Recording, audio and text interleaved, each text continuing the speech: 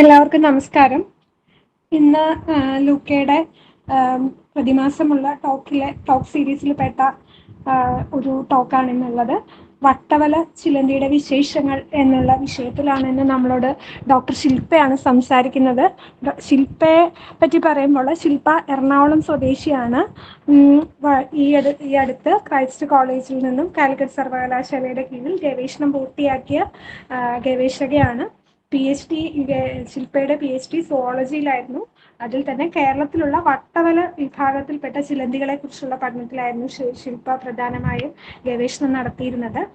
അപ്പോൾ ചിലന്തികളെ നമ്മൾ ശ്രദ്ധിക്കുന്നുണ്ടെങ്കിലും പലതരത്തിലുള്ള ചിലന്തികളും ഇപ്പൊ ലോകത്തിൽ തന്നെ വലിപ്പത്തിന്റെ അടിസ്ഥാനത്തിൽ 3ാമത്തെ വിഭാഗത്തിൽ വരുന്ന ചിലന്തികളാണെന്നാണ് ഇതിനെപ്പറ്റി നോക്കുമ്പോൾ നമുക്ക് മനസ്സിലാവുന്നത്. അപ്പൊ അതിനെപ്പറ്റിയുള്ള കൂടുതൽ വിശദീകരണങ്ങളും ചിലന്തികളെ പറ്റി മനസ്സിലാക്കുന്നതിലൊക്കെ ശില്പ നമ്മളോട് പറഞ്ഞു തരും. അതിനെ തന്നെ പുതിയ സങ്കേതങ്ങൾ ഉപയോഗിച്ച് ഇപ്പോൾ പരമായ കാര്യങ്ങൾ അല്ലെങ്കിൽ വർഗീകരണം, ഇത്തരം കാര്യങ്ങളൊക്കെ ഉൾക്കൊള്ളുന്ന ഒരു ടോക്കായിരിക്കും ഇവിടെ നടത്തുക എന്നാണ് ശില്പ നമ്മളോട് പറഞ്ഞിട്ടുള്ളത്. ശില്പ ശാസ്ത്ര സാഹിത്യ പരിഷത്തിന്റെ സജീവ പ്രവർത്തകയാണ്. USMDയിലൊക്കെ വളരെ സജീവമായി പ്രവർത്തിച്ചുകൊണ്ടിരിക്കുന്ന വ്യക്തിയാണ്. അപ്പോൾ ശില്പയെ ഏറെ സ്നേഹത്തോടെ ഈ പരിപാടിയിലേക്ക് സ്വാഗതം ചെയ്യുന്നു. കൂടാതെ ഇവിടെ ഈ സംവാദം കേൾക്കാനായി എത്തിയിരിക്കുന്ന എല്ലാവരെയും സ്വാഗതം ചെയ്യുന്നു. നന്ദി. അപ്പോൾ ആദ്യം തന്നെ എല്ലാവർക്കും ഗുഡ് ഈവനിങ്. എനിക്ക് ഇങ്ങനെ ഈ ഒരു എൻ്റെ ഗവേഷണം, എൻ്റെ റിസൾട്ടും കാര്യങ്ങളും എല്ലാം പ്രസന്റ് ചെയ്യാനായിട്ട് ഒരു അവസരം തന്നതിൽ യുകെയോടും അതേപോലെ റിസ്വാൻ ചേട്ടനോട് പ്രത്യേകം നന്ദി പറയുന്നു. അതേപോലെ ജയന്തി ചേച്ചിയോടും നല്ലൊരു ഇൻട്രൊഡക്ഷൻ തന്നേക്കും ഒത്തിരി താങ്ക്സ്. അപ്പൊ ഞാൻ കൂടുതൽ വൈകിപ്പിക്കാതെ ഇന്നത്തെ നമ്മുടെ ടോക്കിലേക്ക് ഞാൻ കടക്കുകയാണ്. അപ്പം ജയന്തി ചേച്ചി പറഞ്ഞതുപോലെ ഞാൻ വട്ടവല ചിലന്തികൾ, അരാനിഡെ എന്നാണ് ആ ഫാമിലിനെ നമ്മൾ സയന്റിഫിക്കലി പറയുന്നത്. അപ്പോൾ ആ അരാനിഡയുടെ എന്താ പറയാ വർഗീകരണം, അവരുടെ എവല്യൂഷൻ എങ്ങനെയായിരുന്നു, അങ്ങനെയുള്ള കാര്യങ്ങളൊക്കെ ആയിരുന്നു എൻ്റെ ഗവേഷണത്തിൽ ഞാൻ ഫോക്കസ് ചെയ്തത്. ഞാൻ ഇരിങ്ങാലക്കുട ക്രൈസ്റ്റ് കോളേജിലാണ് ചെയ്തത്. കാലിക്കറ്റ് യൂണിവേഴ്സിറ്റിയുടെ കീഴിലുള്ള റിസർച്ച് സെന്ററാണ്. അപ്പോൾ നമ്മൾ ഇന്നത്തെ ടോക്കിൽ മെയിൻ ആയിട്ട് പറയാൻ പോകുന്ന കാര്യങ്ങൾ എന്താണ് ടാക്സോണമി അല്ലെങ്കിൽ വർഗീകരണം എന്താണ്, പിന്നെ നമ്മൾ ചിലന്തികളെ പറ്റി പറയും, അവരുടെ കുറച്ച് കൗതുകകരമായ കാര്യങ്ങൾ എന്തൊക്കെയാണ്. അത് കഴിഞ്ഞിട്ട് നമ്മൾ ഓർബ് വീവിംഗ് സ്പൈഡേഴ്സ് അല്ലെങ്കിൽ അരാനിഡെ എന്ന് പറഞ്ഞ കുടുംബത്തിലെ ചിലന്തികളെ പറ്റി പറയും. പിന്നെ സ്പൈഡർ ടാക്സോണമിയിലുള്ള പ്രശ്നങ്ങൾ എന്തൊക്കെയാണ്, അതെങ്ങനെ നമുക്ക് തരണം ചെയ്യാം.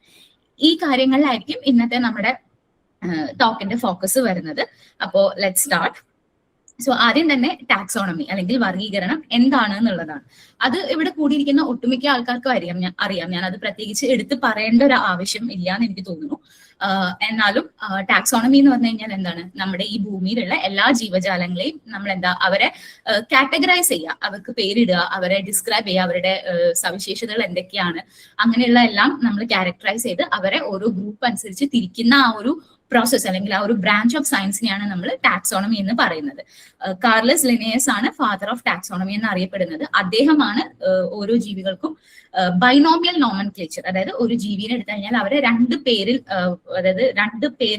സയന്റിഫിക്കലി നമ്മൾ പറയുമ്പോൾ അവരുടെ ജീനസ് നെയിമും അതേപോലെ അവരുടെ സ്പീഷീസ് നെയിമും കൂടി ചേർത്തിട്ടുള്ളതാണ് ഒരു ജീവിയുടെ സയന്റിഫിക് നെയിം എന്ന് പറഞ്ഞ് പ്രപ്പോസ് ചെയ്ത ആളാണ് കാർലസ് ലിനേയസ്. അദ്ദേഹം ഈ പറഞ്ഞ പോലെ അദ്ദേഹത്തിന്റെ സിസ്റ്റം ആൻഡ് നേച്ചർ പറഞ്ഞ ബുക്കിൽ ജീവികളെ കാറ്റഗറൈസ് ചെയ്തിരിക്കുന്നത് മോർഫോളജിക്കൽ ക്യാരക്ടേഴ്സ്, അതായത് നമുക്ക് ഒബ്സർവ് ചെയ്യാൻ പറ്റുന്ന കാണാൻ പറ്റുന്ന മോർഫോളജി അതേപോലെ തന്നെ അനാറ്റമിക്കൽ ക്യാരക്ടേഴ്സ് വെച്ചിട്ടാണ് ഓരോ ജീവികളെയും ഇതേപോലെ ഗ്രൂപ്പ് ആക്കിയിട്ട് തരംതിരിച്ചിരിക്കുന്നത്. അപ്പോൾ അദ്ദേഹം തുടങ്ങി വെച്ച ആ ഒരു ടാക്സോണമി എന്ന് പറഞ്ഞ ഫീൽഡ് ഇന്ന് എത്തിയിരിക്കുന്നത് എന്താ പറയാ, കുറെ കാര്യങ്ങൾ ഇതിന്റെ ഇടയിൽ കുറെ പുതിയ പുതിയ കാര്യങ്ങൾ കണ്ടുപിടിച്ചു. അതായത് മോർഫോളജിക്കൽ ക്യാരക്ടേഴ്സ് വെച്ച് മാത്രമല്ല, വേറെയും പല ക്യാരക്ടേഴ്സ് നമ്മൾ ജീവികളെ കാറ്റഗറൈസ് ചെയ്യുമ്പം യൂസ് ചെയ്യണം. അങ്ങനെയുള്ള കുറെ എന്താ പറയാ കുറെ മാറ്റങ്ങൾ സംഭവിക്കുന്ന ഒരു ഫീൽഡാണ് ടാക്സോണമി എന്ന് പറഞ്ഞു കഴിഞ്ഞാൽ. ഇപ്പൊ മോർഫോളജിക്കൽ ക്യാരക്ടേഴ്സ് അതിന് പുറമെ ഇപ്പൊ എന്താ പറയാ, ഓരോ ജീവികളുടെയും ക്രോമസോമിന്റെ നമ്പർ, അവരുടെ സ്ട്രക്ചർ വെച്ച് ഓർഗാനിസത്തിനെ ക്ലാസിഫൈ ചെയ്യുന്ന ഒരു വകുപ്പുണ്ട്. അതേപോലെ ഓരോ ജീവികളും അവരുടെ ശരീരത്തിൽ ഉണ്ടാക്കുന്ന കെമിക്കൽസിനെ വെച്ചിട്ട് നമ്മൾ ജീവികളെ കാറ്റഗറൈസ് ചെയ്യുന്ന ഇതുണ്ട്. പിന്നെ ഓരോ ജീവികളുടെയും DNA, നമ്മുടെ ജനറ്റിക് മെറ്റീരിയൽ ആയ DNA അല്ലെങ്കിൽ RNA അടിസ്ഥാനത്തിൽ ഓരോ ഓർഗാനിസത്തിനെയും ഗ്രൂപ്പ് ചെയ്യുന്ന ഒരു ബ്രാഞ്ചും ടാക്സോണമിയിൽ നിന്ന് ഉണ്ട്. ഇനി നമ്മൾ എന്താണ് സ്പൈഡേഴ്സിലേക്ക് പോവാണ്.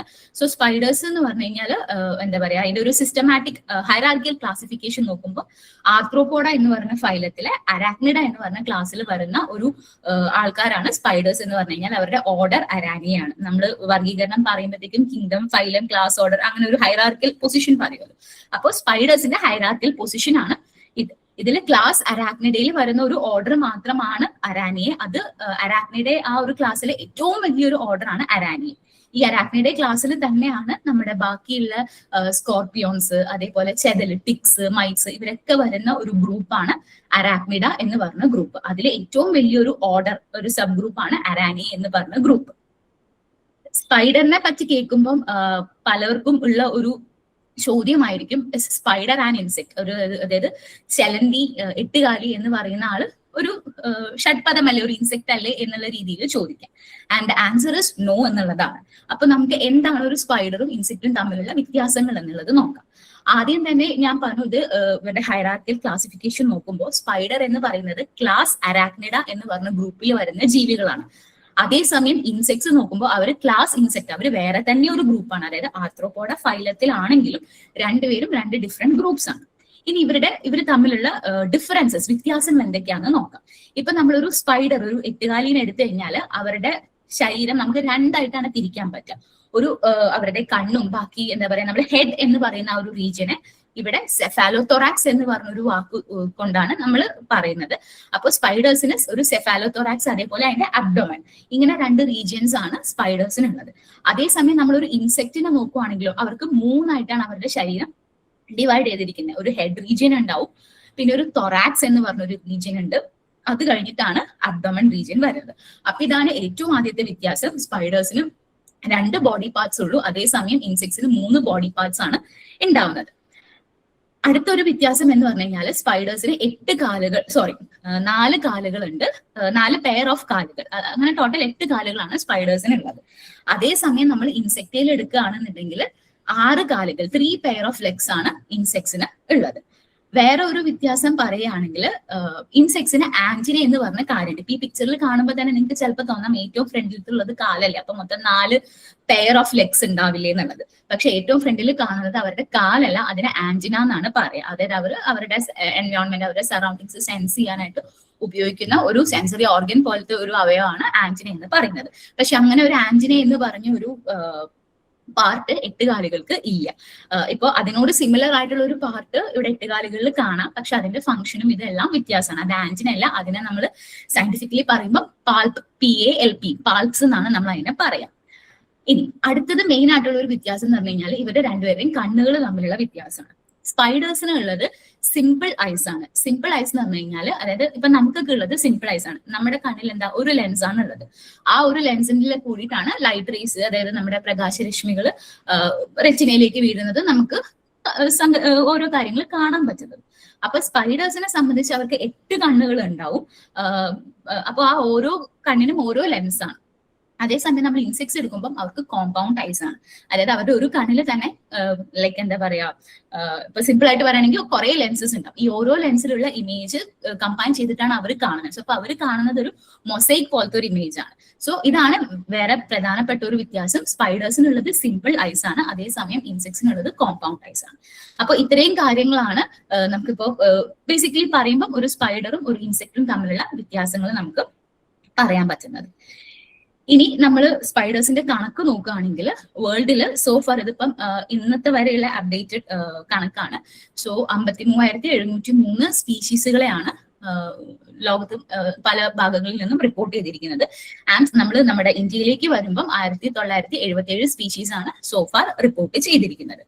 ഇനി നമുക്ക് സ്പൈഡേഴ്സിന്റെ കുറച്ച് അവരുടെ ഫീച്ചേഴ്സ്, അവരുടെ ക്യാരക്ടേഴ്സ് നമുക്ക് നോക്കാം. അതായത് നേരത്തെ പറഞ്ഞ പോലെ സ്പൈഡേഴ്സിന് 2 ബോഡി പാർട്സ് ആണ്, സെഫാലോതൊറാക്സ് ആൻഡ് അബ്ഡോമൻ എന്നാണ് പറയുക. ആൻഡ് അവർക്ക് ഒരു കൈറ്റിനസ് എക്സോസ്കെലിട്ടൺ ആണ് ഉള്ളത്. അതായത് എക്സോസ്കെലിട്ടൺ എന്ന് പറഞ്ഞാൽ ഇപ്പൊ നമുക്കും ഒരു സ്കെലിട്ടൺ ഉണ്ട്, പക്ഷെ നമ്മുടെ എൻഡോസ്കെലിട്ടൺ ആണ്. അതായത് ശരീരത്തിന്റെ ഉള്ളിലാണ് നമ്മുടെ സ്കെലിട്ടൺ വരുന്നത്.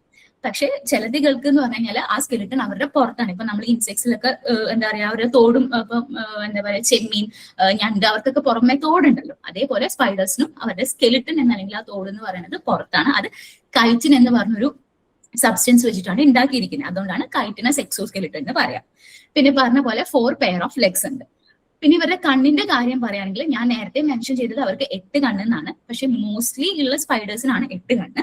പക്ഷെ 0, അതായത് കണ്ണുകൾ ഇല്ലാത്തത് മുതൽ 8 കണ്ണുകൾ വരെയുള്ള കണ്ടീഷൻസ് കാണാം. 2 കണ്ണുള്ളവരുണ്ട്, 4 കണ്ണുള്ളവരുണ്ട്, 6 കണ്ണുള്ളവരുണ്ട്. ഈ പല കേവ് ഗുഹകളിൽ ഇരുട്ട് പ്രകാശം ഒട്ടും കയറാത്ത സ്ഥലങ്ങളിലുള്ള ചിലന്തികളിലൊന്നും കണ്ണുണ്ടാവില്ല. അവർ ബേസിക്കലി ആ കണ്ണിന്റെ ഉപയോഗം ഇല്ലാത്ത കാരണം കണ്ണ് എന്ന് പറഞ്ഞ ഒരു ഓർഗൻ അവിടെ അവർക്ക് ആബ്സെന്റ് ആയിരിക്കും. പക്ഷെ മിക്ക 8 കാലുകൾക്കും 8 കണ്ണുകളാണ് ഉള്ളത്. ഇവര് യൂണിസെക്ഷൽ ആണ്, അതായത് ആൺ ചിലന്തികളും ഉണ്ട്, പെൺ ചിലന്തികളും ഉണ്ട്. അതേപോലെ എല്ലാ സ്പൈഡേഴ്സും കാർണിവോറസ് ആണ്, അതായത് ഇവര് ഭക്ഷിക്കുന്നത് മറ്റുള്ള പ്രാണികളെയാണ് ഇവര് മെയിൻ ആയിട്ട് കഴിക്കുന്നത്. എക്സെപ്റ്റ് ബഗീര കിപ്ലിംഗ് എന്ന് പറഞ്ഞ ഒരു സ്പീഷീസ്, അത് കുറച്ച് റീസെന്റ് ആയിട്ട് ഒരു 10 വർഷത്തിനുള്ളിലാണ് നമ്മൾ അത് കണ്ടുപിടിച്ചത്. റീസെന്റ് ആയിട്ട് കണ്ടുപിടിച്ച ഒരു സ്പീഷീസ് ആണ് ബഗീര കിപ്ലിംഗ്. ഇവര് ഹെർബിവോറസ് ആണ്, അതായത് ഇവര് പ്ലാന്റ്സിന്റെ ചെടികളുടെ സാപ്പ്, ആ ഓരോ ഇലയിലും അവരുടെ സ്റ്റെമ്മിലേക്കുള്ള അവരുടെ ആ സാപ്പ്, അതിന്റെ പ്ലാന്റ് ജ്യൂസസ് ആണ് ഇവർ മെയിൻ ആയിട്ട് ഭക്ഷിക്കുന്നത്. ഇനി സ്പൈഡറിന്റെ മറ്റൊരു പ്രധാനപ്പെട്ട ഒരു പ്രോപ്പർട്ടി, ഒരു ഫീച്ചർ ആണ് സ്പൈഡർ വെനം പ്രൊഡ്യൂസ് ചെയ്യും എന്നുള്ളത്. ഇപ്പോ അതായത് സ്പൈഡർ അവരുടെ ആ ഹെഡ് റീജിയനിൽ കാണുന്ന ഈ ഒരു സ്ട്രക്ചറിനെയാണ് നമ്മൾ എന്താ പറയാ കെലിസറെ എന്ന് പറയുന്നത്. അപ്പൊ ഈ കെലിസറയിലാണ് അവരുടെ വെനം ഗ്ലാൻഡ് ഇരിക്കുന്നത്, അതിൽ കൂടിയാണ് അവർ വെനം ഉണ്ടാക്കുന്നത്. സോ നമുക്കിപ്പോ ഇവിടെ ഈ പിക്ചറിൽ കാണുന്ന പോലെ തന്നെ അവർക്ക് 2 പല്ല് പോലത്തെ ഇതുണ്ട്. ഇതിനെ നമ്മൾ ഫാൻസ് എന്നാ പറയും. ഇപ്പം നമ്മള് പാമ്പിന്റെ ഫാൻസ് ഇല്ലേ നമ്മൾ കടിക്കുന്നത്, അപ്പൊ അതേപോലെ അതേ യൂസ് ഉള്ള ഒരു സാധനമാണ് ഈ 8 കാലുകളുടെയും ഫാൻസ് എന്ന് പറയുന്നത്. അപ്പോ ഉണ്ടാക്കിയ വെനം അവരുടെ പ്രേ അല്ലെങ്കിൽ അവരെ അറ്റാക്ക് ചെയ്യാൻ വരുന്ന അവരുടെ എനിമിയിലേക്ക് ഈ ഫാൻസ് ഉപയോഗിച്ചിട്ടാണ് പ്രേ അവർ ഇൻജെക്ട് ചെയ്യുന്നത്. ഇനി പലവരും ചോദിക്കുന്ന മറ്റൊരു കാര്യമാണ് ഈ സ്പൈഡേഴ്സിന്റെ അല്ലെങ്കിൽ ഈ വെനം എന്ന് പറയുന്നത് ഡെഡ്ലി ആണോ, അല്ലെങ്കിൽ നമ്മൾക്ക് അത് എത്രത്തോളം പോയിസണസ് ആണ് ഈ വെനം എന്ന് പറയുന്നത് ചോദിക്കാറുണ്ട്. അപ്പം എന്റെ ഒരു ഇതിലിപ്പം പറയുകയാണെങ്കിൽ എല്ലാ സ്പൈഡേഴ്സും വെനം പ്രൊഡ്യൂസ് ചെയ്യും. ആ സ്പൈഡേഴ്സ് വെനം പ്രൊഡ്യൂസ് ചെയ്യുന്നത് എന്തിനാണ്? 2 കാര്യങ്ങൾക്കാണ് ബേസിക്കലി അവർ വെനം ഉണ്ടാക്കുന്നത്. ഒന്ന്, അവരുടെ പ്രേനെ എന്താ പറയാ കൊല്ലാൻ വേണ്ടിയിട്ട്. ഇപ്പൊ ഒരു പ്രേ അവരൊരു പ്രേനെ കണ്ടു, അതിനെ ടാർഗറ്റ് ചെയ്ത് അവരെ അറ്റാക്ക് ചെയ്ത് അതിനെ കൊല്ലാൻ വേണ്ടിയിട്ടാണ് വെനം ഉണ്ടാക്കുന്നത്. അതാണ് ഒന്നാമത്തെ റീസൺ. രണ്ടാമത്തെ റീസൺ എന്ന് പറഞ്ഞു കഴിഞ്ഞാൽ ഇവർ ഈ വെനം പ്രൊഡ്യൂസ് ചെയ്യുന്നത് ഇവരുടെ എനിമീസ്, ഇവരെ ആരെങ്കിലും അറ്റാക്ക് ചെയ്യാൻ വരുമ്പോൾ അതിനൊരു എന്താ പറയാ ഒരു കൗണ്ടർ ആക്ഷൻ പോലെയാണ്, അവർക്കും എതിരെയാണ് ഇവർ ഈ വെനം യൂസ് ചെയ്യുന്നത്. അപ്പൊ ഈ വെനം എന്ന് പറയുന്നത് ഈ പറഞ്ഞ പോലെ ലൈക്ക് എന്താ പറയാ it's A pool of chemicals എന്നാ പറയാ. അതായത് ഒരു സിംഗിൾ കെമിക്കൽ അല്ല, ഒത്തിരി പൊട്ടന്റ് ആയിട്ടുള്ള കെമിക്കൽസ് ഉള്ള ഒരു സബ്സ്റ്റൻസ് ആണ് ഈ സ്പൈഡർ വെനം എന്ന് പറയുന്നത്. അപ്പൊ ബേസിക്കലി അവർ അതാണ് യൂസ് ചെയ്യണത്, ഈ 2 കാര്യങ്ങൾക്കാണ് യൂസ് ചെയ്യണമെങ്കിലും. ഇപ്പൊ നമ്മളും സ്പൈഡറിനെ പിടിക്കാൻ പോയി കഴിഞ്ഞിട്ടുണ്ടെങ്കിൽ നമുക്കും കടി കിട്ടും. പക്ഷെ ആ വെനം അത്രയ്ക്കും ഡെഡ്ലി അല്ല, അല്ലെങ്കിൽ അത്രയ്ക്കും എന്താ പറയാ പ്രശ്നമുള്ള ഒരു വെനം അല്ല. പിന്നെ ചിലവർ പറയും സ്പൈഡർ കടിച്ച ആ ഭാഗത്ത് ചൊറിച്ചിലുണ്ട്, അല്ലെങ്കിൽ അവിടെ തൊലി പോകുന്നു, അങ്ങനെയുള്ള കാര്യങ്ങളൊക്കെ പറയുന്നുണ്ട്. അത് ഓരോരുത്തരുടെയും ഇമ്മ്യൂൺ റെസ്പോൺസ് അനുസരിച്ചിട്ടാണ് ഇരിക്കുക. ഇപ്പം ഞാൻ എന്റെ റിസർച്ചിന്റെ ഭാഗമായിട്ട് ഈ പറഞ്ഞ പോലെ 8 കാലിനെ പിടിക്കാൻ പോകുമ്പോഴും എനിക്കും കുറെ കടികൾ കിട്ടിയിട്ടുണ്ട്. പക്ഷെ ഇന്നേ വരെ എനിക്ക് അതിന്റെ ഒരു പ്രശ്നം ഉണ്ടായിട്ടില്ല. അതേസമയം ഇപ്പം വേറെ ഒരാൾ ഇപ്പൊ കുറച്ച് അലർജിക് റിയാക്ഷൻസ് ഉള്ള ഒരു വ്യക്തിക്കാണ് കടി കിട്ടുന്നതെങ്കിൽ ആ ഭാഗത്ത് ചിലപ്പോൾ കടിച്ച ആ ഭാഗത്ത് ചൊറിച്ചിലും അല്ലെങ്കിൽ മറ്റു പ്രശ്നങ്ങളും ഉണ്ട്. അപ്പൊ ഓരോ വ്യക്തിയുടെയും ഇമ്മ്യൂൺ റെസ്പോൺസ് അല്ലെങ്കിൽ അവരുടെ അലർജിക് റിയാക്ഷൻസ് എങ്ങനെയാണോ അതിനനുസരിച്ചിട്ടായിരിക്കും ഒരു സ്പൈഡർ ബൈറ്റ് കിട്ടിക്കഴിഞ്ഞാൽ അതിനുണ്ടാവുന്ന റെസ്പോൺസസ്. പക്ഷെ ഞാൻ ഇങ്ങനെ പറയുമ്പോൾ നിങ്ങൾ വിചാരിക്കരുത് എല്ലാ സ്പൈഡേഴ്സും അങ്ങനെയാണ്, ഡെഡ്ലി അല്ല. കുറച്ച് സ്പൈഡേഴ്സ് വളരെ ഡേഞ്ചറസ് ആയിട്ടുള്ള സ്പൈഡേഴ്സും നമ്മുടെ ഈ ലോകത്തുണ്ട്. അതിലെ കുറച്ച് ആൾക്കാരാണ്, ഒന്ന് സിഡ്നി ഫണൽ വെബ് സ്പൈഡർ എന്ന് പറയുന്നത്, രണ്ടാമത്തെ ആളാണ് ബ്രസീലിയൻ വാണ്ടറിംഗ് സ്പൈഡർ, അതിനെ ബനാന സ്പൈഡർ എന്ന് നമ്മൾ പറയും. പിന്നെ ബ്ലാക്ക് വിഡോ, ഇത് ചിലപ്പോൾ കുറച്ച് ആൾക്കാർ കേട്ടിട്ടുണ്ടാകും, കുറച്ചും കൂടി ഫെമിലിയർ ആയിട്ടുള്ള ഒരു സ്പൈഡർ ആണ് ബ്ലാക്ക് വിഡോ സ്പൈഡർ എന്ന് പറഞ്ഞു കഴിഞ്ഞാല്. ആൻഡ് പിന്നെ വേറെ ഒരെണ്ണമാണ് ബ്രൗൺ റെക്ലസ് സ്പൈഡർ. ഇതിൽ ഏറ്റവും മോസ്റ്റ് ഡേഞ്ചറസ് ആയിട്ടുള്ള സ്പൈഡർ ആണ് നമ്മുടെ സിഡ്നി ഫണൽ വെബ് സ്പൈഡർ.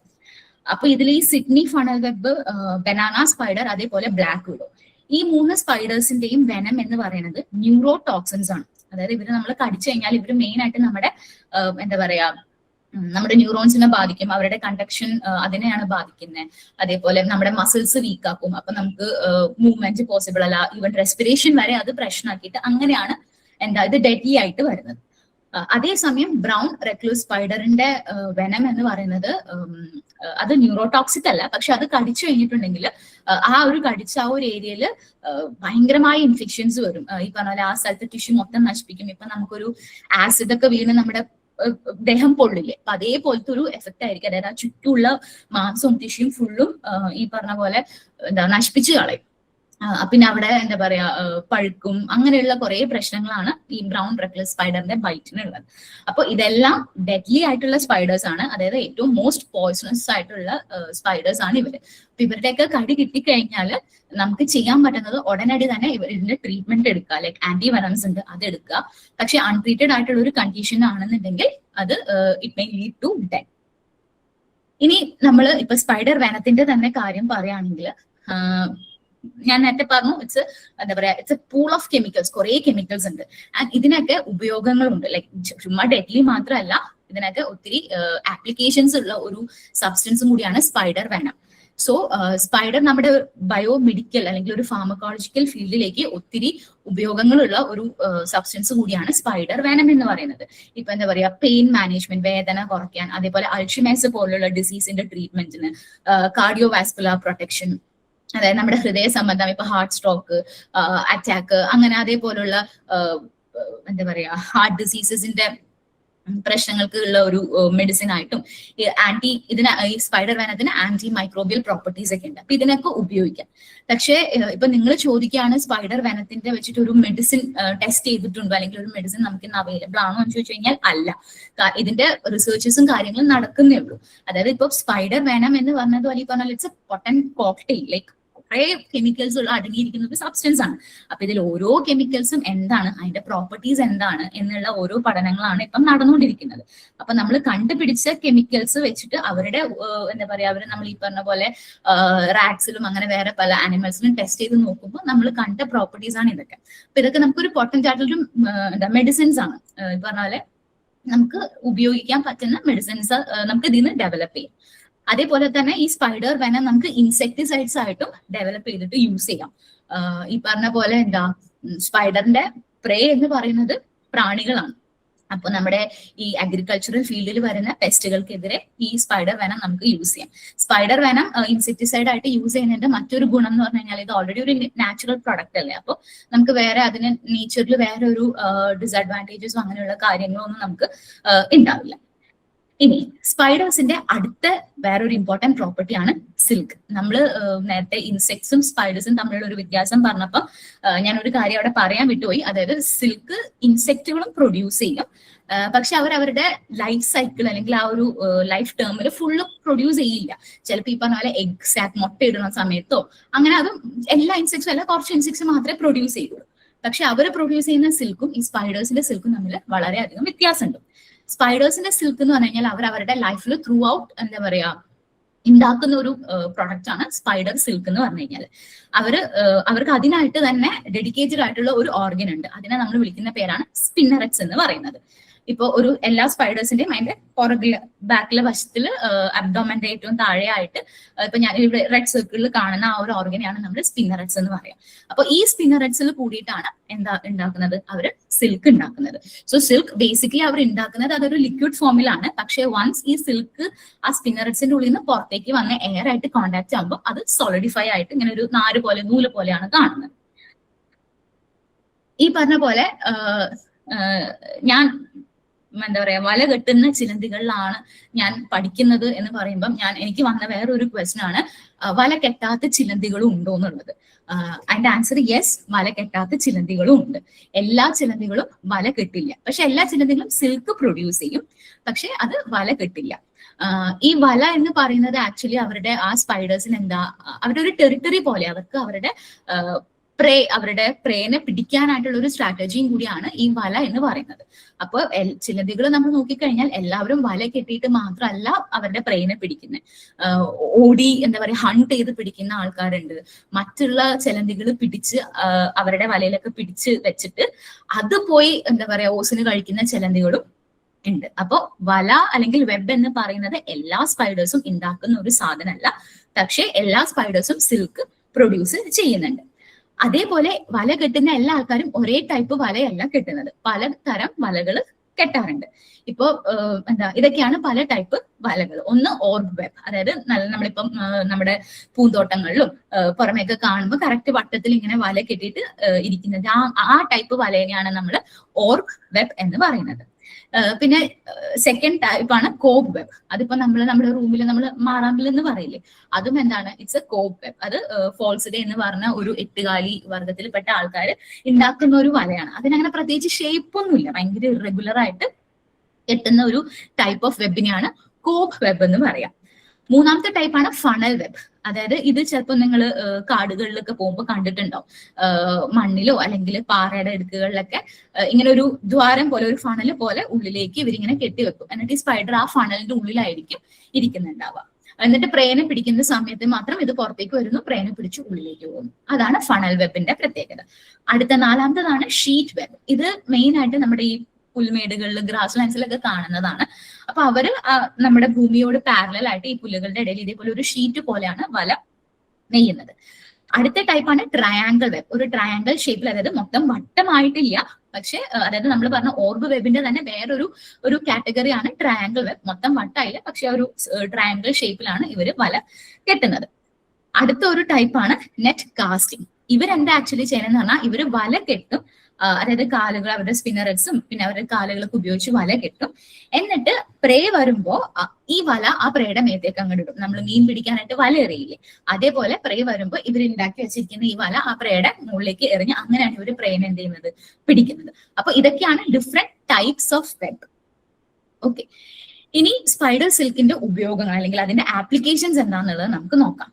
അതായത് ഞാൻ നേരത്തെ പറഞ്ഞു, സ്പൈഡർ സിൽക്ക് എന്ന് പറഞ്ഞു കഴിഞ്ഞാൽ അത് ഭയങ്കര ഒരു എന്താ പറയാ, ഭയങ്കര കൗതുകകരമായിട്ടുള്ള ഒരു മെറ്റീരിയൽ ആണ് സ്പൈഡർ സിൽക്ക് എന്ന് പറഞ്ഞു കഴിഞ്ഞാൽ. അതും ഈ പറയുന്ന പോലെ എന്താ, ഭയങ്കര സ്ട്രോങ് ആണ്, ഫ്ലെക്സിബിൾ ആണ്. ഇപ്പം നമ്മള് എന്താ പറയാ, ഇപ്പൊ നടന്നു പോകുമ്പോൾ വലയുടെ കുടിയിട്ടാണ് അല്ലെങ്കിൽ വല നമ്മൾ തടഞ്ഞു കഴിഞ്ഞിട്ടുണ്ടെങ്കിൽ അത് പെട്ടെന്നൊന്നും ആ വല പൊട്ടൂല. നമ്മളിങ്ങനെ കഷ്ടപ്പെട്ട് അതൊന്ന് പൊട്ടിക്കാൻ ശ്രമിച്ചു കഴിഞ്ഞാൽ അത് അത്ര പെട്ടെന്ന് പൊട്ടുന്ന ഒരു മെറ്റീരിയൽ അല്ല സ്പൈഡർ സിൽക്ക്. അത് ഭയങ്കര സ്ട്രോങ് ആണ്, ഫ്ലെക്സിബിളും ആണ്. ഇത് എവിടെയൊക്കെയാണ് യൂസ് ചെയ്യുന്നത്? ടെക്സ്റ്റൈൽസിൽ അതിന്റെ യൂസേജ് എന്താ പറയാ, അത് അപ്ലൈ ചെയ്യാം എന്നുള്ള പഠനങ്ങൾ വന്നിട്ടുണ്ട്. ഇപ്പൊ ഈ കാണുന്നത് ഈ ഗോൾഡൻ ഓർബ് വീവർ എന്ന് പറഞ്ഞ ആ ഒരു സ്പൈഡറിന്റെ വല, അവരുടെ ആ സിൽക്ക് വെച്ചിട്ട് നെയ്ത ഒരു കേപ്പ്, ഒരു ഡ്രസ്സാണ് ഇപ്പൊ ഇത് കാണുന്നത്. അപ്പോൾ ഈ ഡ്രസ്സ് ഇപ്പം ഉണ്ടാക്കാൻ വേണ്ടിയിട്ട് ഏകദേശം ഒരു 1 മില്യൺ ഈ പറഞ്ഞ പോലെ ഗോൾഡൻ സ്പൈഡേഴ്സിനെ അവർ റെയർ ചെയ്തിട്ട് അവരുടെ ആ സിൽക്ക്, ആ ഒരു വെബ് വെച്ചിട്ടാണ് ഇവർ ഈ ഒരു കേപ്പ് ഉണ്ടാക്കിയിരിക്കുന്നത്. അപ്പൊ നമുക്കത് ടെക്സ്റ്റൈൽ ഇൻഡസ്ട്രിയിലും നമുക്ക് സ്പൈഡറിന്റെ സിൽക്ക് നമുക്ക് യൂസ് ചെയ്യാം. പക്ഷേ ഈ പറഞ്ഞ പോലെ ലൈക്ക് ഇപ്പം ഈ ഒരു ജസ്റ്റ് ഒരു കേപ്പ് ഉണ്ടാക്കാൻ വേണ്ടി മാത്രം അറൌണ്ട് 1 മില്യൺ സ്പൈഡേഴ്സിനെയാണ് യൂസ് ചെയ്തത്. അപ്പം ഇതിന്റെ ഒരു എന്താ പറയാ, ഒരു ലാർജ് സ്കെയിൽ ഇതിലേക്ക് വരുമ്പോൾ നമുക്ക് ഇപ്പം എന്താ പറയാ, അത് അത്രയും പ്രാക്ടിക്കൽ ആണോ എന്ന് ചോദിക്കുമ്പോൾ അല്ല. പക്ഷെ അപ്പം നമുക്ക് സ്പൈഡർ സിൽക്കിന്റെ അതേ കെമിക്കൽ കമ്പോസിഷൻസ് ഉള്ള സാധനങ്ങൾ നമുക്ക് ഡെവലപ്പ് ചെയ്യാം. സോ ഇപ്പോഴും റിസർച്ചേഴ്സ്, നമ്മളിപ്പോ നേരത്തെ വെനത്തിന്റെ കേസിൽ പറഞ്ഞ പോലെ ഇവിടെയും സ്പൈഡർ സിൽക്കിൽ റിസർച്ചേഴ്സ് നടക്കുന്നുണ്ട്. And what they are doing is ഈ സിൽക്കിൽ ഉള്ള കെമിക്കൽസ് എന്താണ്, അതിന്റെ കമ്പോണൻസ് എന്താണ്, കാരണം എന്ത് സാധനമാണ് അവർക്ക് ഇത്രയും സ്ട്രോങ്ങും ഫ്ലെക്സിബിലിറ്റിയും കൊടുക്കുന്നത് എന്നുള്ള രീതിയിലുള്ള പഠനങ്ങളാണ് ഇപ്പൊ നടന്നുകൊണ്ടിരിക്കുന്നത്. അതേപോലെ തന്നെ ഈ സ്പൈഡർ സിൽക്കിന് നമുക്ക് വൂണ്ട് ഹീലിംഗ് പ്രോപ്പർട്ടീസ്, അതായത് ഒരു മുറിവിനെയൊക്കെ പെട്ടെന്ന് ഹീൽ ചെയ്യാൻ പറ്റുന്ന പ്രോപ്പർട്ടീസും കണ്ടുപിടിച്ചിട്ടുണ്ട്. അപ്പൊ അതുകൊണ്ട് തന്നെ ഇത് നമുക്ക് മെഡിക്കൽ സ്യൂട്ടേഴ്സ് ഒക്കെ ആയിട്ട് നമ്മൾ സ്റ്റിച്ച് ഒക്കെ ഇടുമ്പോൾ നമ്മളിപ്പം ഇതിന് പകരം സ്റ്റിച്ച് ഒക്കെ ഇടാനായിട്ട് നമുക്ക് യൂസ് ചെയ്യാം. സോ ഇത് ഓൾറെഡി ഒരു ബയോ മെറ്റീരിയൽ ആയത് കാരണം നമ്മളിപ്പം ഇന്റേണൽ സ്റ്റിച്ചസ് ഒക്കെ ഇട്ട് കഴിഞ്ഞാൽ അല്ലെങ്കിൽ പിന്നെ സ്റ്റിച്ച് വെട്ടേണ്ട ഒരു പ്രോസസ്സ് അവിടെ നമുക്ക് ഒഴിവാക്കാം. ഇത് ഓൾറെഡി ബയോ മെറ്റീരിയൽ ആയത് കാരണം അത് അങ്ങനെ തന്നെ അലിഞ്ഞു പോയിക്കോളും. അപ്പോൾ അങ്ങനെയുള്ളത് ആ ഒരു മെഡിക്കൽ ഫീൽഡിലേക്ക് നമുക്ക് ഈ സ്പൈഡർ സിൽക്കിന്റെ ഉപയോഗം നോക്കാവുന്നതാണ്. ഇനി നമുക്ക് ഒരു സ്പൈഡറിന്റെ ലൈഫ് സൈക്കിൾ, അതായത് എന്താണ് ഒരു സ്പൈഡറിന്റെ ലൈഫ് എങ്ങനെയുള്ളത് നോക്കാം. ഇപ്പോൾ സ്പൈഡേഴ്സ് ഈ പറഞ്ഞ പോലെ, അതായത് അഡൽട്സ് ആയിട്ടുള്ള സ്പൈഡേഴ്സ് മുട്ടയിടും, ഫീമെയിൽ സ്പൈഡേഴ്സ് മുട്ടയിടും. അപ്പൊ നമുക്ക് ഫ്രം ദി എഗ് മുതൽ നോക്കാം. അപ്പോ ഈ എഗ് എന്ന് പറയുന്നത് നിങ്ങൾ ചിലപ്പോൾ നിങ്ങളുടെ ഗാർഡൻസിൽ ഇതിലൊക്കെ കണ്ടിട്ടുണ്ടാവും. പക്ഷെ അത് ഒരു സ്പൈഡറിന്റെ എഗ് ആണെന്നുള്ളത് ചിലപ്പോൾ റിയലൈസ് ചെയ്തിട്ടുണ്ടാവില്ല. ഞാനിപ്പോൾ കുറച്ച് സ്പൈഡർ എഗ്സിന്റെ പിക്ചേഴ്സ് കാണിക്കാം. അപ്പൊ ഇതിൽ എവിടെയെങ്കിലും നിങ്ങൾ ഇതൊക്കെ ഒന്ന് കണ്ടിട്ടുണ്ടെങ്കിൽ അല്ലെങ്കിൽ ഇനി കാണുവാണെങ്കിൽ ഓർത്തോ അതൊക്കെ സ്പൈഡേഴ്സിന്റെ എഗ് സാക്കുകളാണ്. ഓക്കെ, അപ്പൊ ഇത് ഒരു എഗ് സാക്ക് ആണ്. ഇപ്പൊ ഈ പിക്ചറിൽ കാണുന്ന ആ 8 കലയുടെ മുകളിൽ ഒരു എന്താ പറയാ, ഏകദേശം ഒരു വാട്ടർ ഡ്രോപ്പിന്റെ ഷേപ്പിൽ കാണുന്ന ഒരെണ്ണം, അത് ആ സ്പൈഡറിന്റെ എഗ് സാക്ക് ആണ്. ആ സാക്കിന്റെ ഉള്ളിൽ ഹൺഡ്രഡ്സ് ഓഫ് എഗ്സ് അത് ലേ ചെയ്ത് വെച്ചിട്ടുണ്ട്.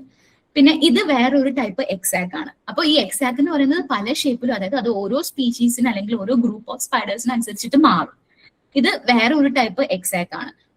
ഈ പറഞ്ഞ പോലെ ഇങ്ങനെ ഒരു ഷീറ്റ് പോലെ എവിടെയെങ്കിലൊക്കെ, അതായത് ചിലപ്പോൾ വല്ല ഇലയുടെ അടിയിലോ വല്ല എന്താ പറയാ ട്വിഗിലൊക്കെ തൂക്കിയിട്ടിട്ട് അങ്ങനെയുള്ള രീതിയിലായിരിക്കും കാണുന്നുണ്ടാവുക. ഇത് നമ്മൾ മോസ്റ്റ് കോമൺ ആയിട്ട് കാണുന്ന ഒരു ടൈപ്പ് ഓഫ് എക്സാക്ട് ആണ്. ഏതെങ്കിലും ഇലയുടെ അടിയിൽ നല്ല വെള്ള സോഫ്റ്റ് ടിഷ്യൂ പോലത്തെ ഇങ്ങനെ ഒരു സിൽക്ക് പോലെ ഇത് ചെയ്തിട്ട് അതിന്റെ ഉള്ളിലാണ് എഗ് ആക്ച്വലി സാക്ക് ഉണ്ടാവുന്നത്.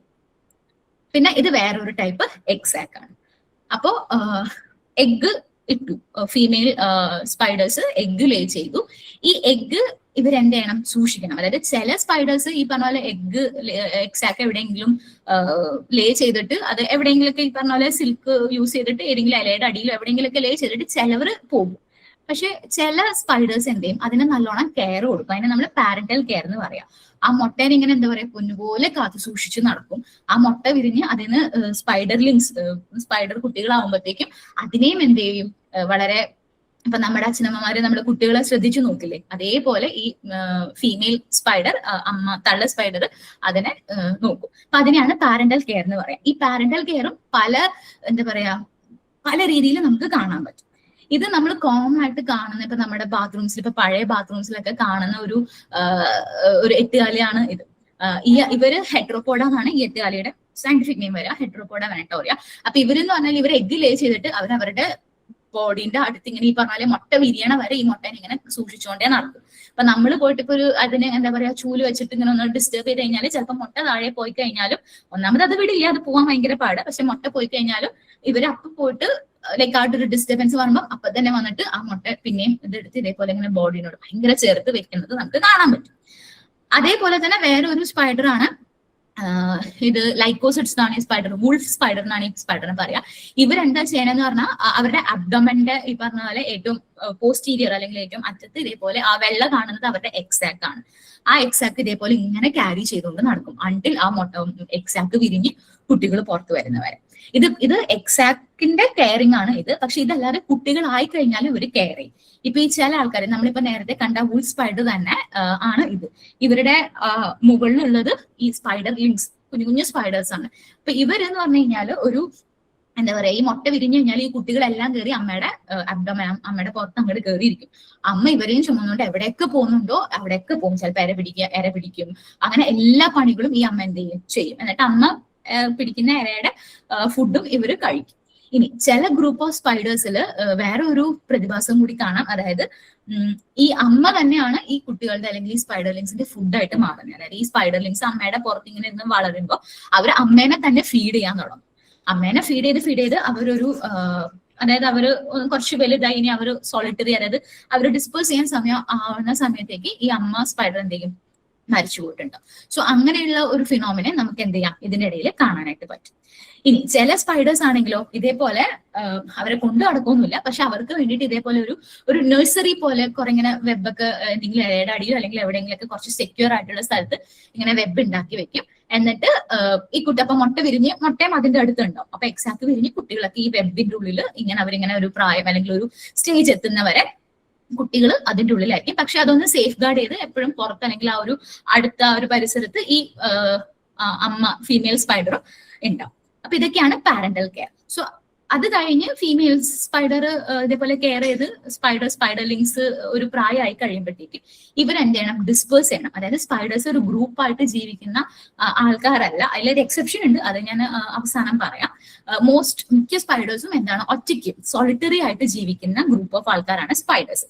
അപ്പൊ ഇവര് ഈ ഒരു പാരന്റൽ ആ ഒരു പ്രൊട്ടക്ഷനിൽ നിന്ന് ഒരു സ്റ്റേജ് എത്തുമ്പോൾ അവർ ഡിസ്പേഴ്സ് ചെയ്ത് പോകണം. ഇവരെങ്ങനെയാ ഡിസ്പേഴ്സ് ചെയ്യുന്നത്? ആ ഒരു പ്രോസസ്സിനെ വിളിക്കുന്ന പേരാണ് ബലൂണിങ് എന്ന് പറഞ്ഞു കഴിഞ്ഞാൽ. സംഗതി വേറെ ഒന്നുമില്ല. അതായത് ഇവര് കുറച്ച് ഈ സ്പൈഡേഴ്സ് ഓരോ സ്പൈഡർ ലിങ്സും ആ ഒരു സ്റ്റേജ് എത്തിക്കഴിയുമ്പോൾ അവർ ഏതെങ്കിലും ഒരു റേസ്ഡ് കുറച്ചൊരു ഹൈറ്റ് ഉള്ള പൊസിഷൻ, ചിലപ്പോൾ ഒരു പൂവിന്റെ മുകളിലോ ലീഫിന്റെ മുകളിലോ എവിടെയെങ്കിലും നിന്നിട്ട് they start to produce silk. നിങ്ങൾക്ക് സെക്കൻഡ് ഇമേജിൽ കാണാം, അവർ സ്പിന്നറെക്സിന് ഇതേപോലെ സിൽക്ക് ഇങ്ങനെ പ്രൊഡ്യൂസ് ചെയ്യും. കുറച്ച് ലോങ് ആയിട്ട് സിൽക്ക് പ്രൊഡ്യൂസ് ചെയ്യും. ഈ സിൽക്ക് എന്തെയും കാറ്റത്ത് ഇങ്ങനെ പറക്കും. അതിന്റെ ഒരറ്റത്ത് ഈ സ്പൈഡേഴ്സും ഉണ്ട്. ഇവരിങ്ങനെ പറന്ന് പറഞ്ഞ് ഈ സിൽക്ക് എവിടെയെങ്കിലും പോയി അറ്റാച്ച് ചെയ്യുമ്പോൾ ഇവർ അവിടെ നിൽക്കും. സോ ഇങ്ങനെയാണ് ഡിസ്പേഴ്സൽ. അപ്പൊ സ്പൈഡേഴ്സിനെ മൂവ് ചെയ്യാനും ഡിസ്പേഴ്സ് ചെയ്യാനും എല്ലാം സഹായിക്കുന്ന ഒരു പ്രോസസ്സാണ് ബലൂണിങ്. ആൻഡ് അവരത് ചെയ്യുന്നത് ഈ സ്പൈഡർ സിൽക്ക് വെച്ചിട്ടാണ് അവരത് ആ ഒരു പ്രോസസ്സ് കംപ്ലീറ്റ് ചെയ്യുന്നത്. ഇനി അവർ ഇതേപോലെ ഡിസ്പേഴ്സ് ചെയ്തു ജുവനൈൽസ്, അതായത് അവർ മെച്യൂർ ആയിട്ടില്ല, അതായത് ഡിസ്പേഴ്സ് ചെയ്യുന്ന സമയത്ത് അവർ മെച്യൂർ ആയിട്ടല്ല അവർ ഡിസ്പേഴ്സ് ചെയ്യുക. ആ സ്പൈഡർ ലിങ്സിൽ നിന്ന് അവർ അത്യാവശ്യം ഒറ്റയ്ക്ക് ജീവിക്കാനായിട്ടുള്ള ഒരു സ്റ്റേജൊക്കെ എത്തുമ്പോഴേ അവർ ഡിസ്പേഴ്സ് ചെയ്യും. എന്നിട്ട് അവരെന്ത് ചെയ്യും, ഈ പറഞ്ഞ പോലെ ഇര പിടിക്കും, ഇത് വലുതായി അവർ മെച്യൂർ ആവും. ഞാൻ നേരത്തെ പറഞ്ഞു ഇവർ യൂണിസെക്ഷൽ ആണ്. അപ്പൊ മെയിൽ അഡൽട്സും അതേപോലെ തന്നെ ഫീമെയിൽ അഡൽട്സും ഉണ്ടാവും. ഇനി ഇവരുടെ ലൈഫിലുള്ള അടുത്ത ഒരു പ്രധാനപ്പെട്ട അല്ലെങ്കിൽ മെയിൻ ഉദ്ദേശം എന്ന് പറഞ്ഞു കഴിഞ്ഞാൽ മെയ്റ്റ് ചെയ്യുക, എഗ് ലേ ചെയ്യുക, ഇത് തന്നെ ഉള്ളൂ.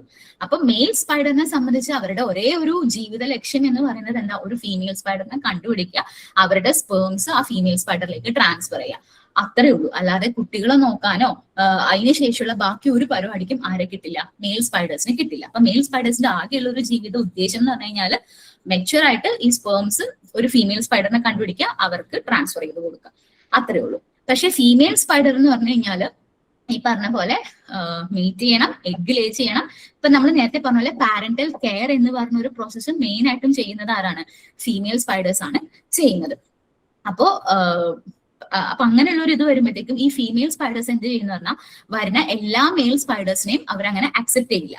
ആൻഡ് മെയിൽ സ്പൈഡേഴ്സിന്റെ പ്രധാനപ്പെട്ട ടാസ്ക് എന്ന് പറഞ്ഞു കഴിഞ്ഞാൽ ഈ ഫീമെയിൽ സ്പൈഡേഴ്സിനെ എന്ത് ചെയ്യുക, ഒന്ന് മയപ്പെടുത്തി അവരെ മീറ്റിങ്ങിന് വില്ലിങ് ആക്കുക. അതിനാണ് അതാണ് മെയിൽ സ്പൈഡേഴ്സിന് ആകെയുള്ള ടാസ്ക്. അപ്പൊ ഇവർ അതിനു വേണ്ടി ചെയ്യുന്ന ആക്ഷൻസിനെല്ലാം നമ്മൾ കോർട്ട്ഷിപ്പ് ബിഹേവിയർ എന്നാണ് പറയാം. ഈ പിക്ചറിൽ കാണുന്ന കളർഫുൾ ആയിട്ടുള്ള ആ ഒരു സ്പൈഡർ എന്ന് പറയുന്നത് ആക്ച്വലി എന്താണ്, ഒരു മെയിൽ സ്പൈഡർ ആണ്. ആൻഡ് ഹീസ് ട്രൈങ് ടു ആ ഒരു ഫീമെയിൽ സ്പൈഡറിനെ കൺവിൻസ് ചെയ്യാൻ വേണ്ടിയിട്ട് ട്രൈ ചെയ്തുകൊണ്ടിരിക്കുകയാണ്. അപ്പൊ ഇതിന് പല സ്പൈഡേഴ്സ് ഗ്രൂപ്പുകളിലും പല ടൈപ്പാണ് കോർട്ട്ഷിപ്പ് ബിഹേവിയർ കാണുക.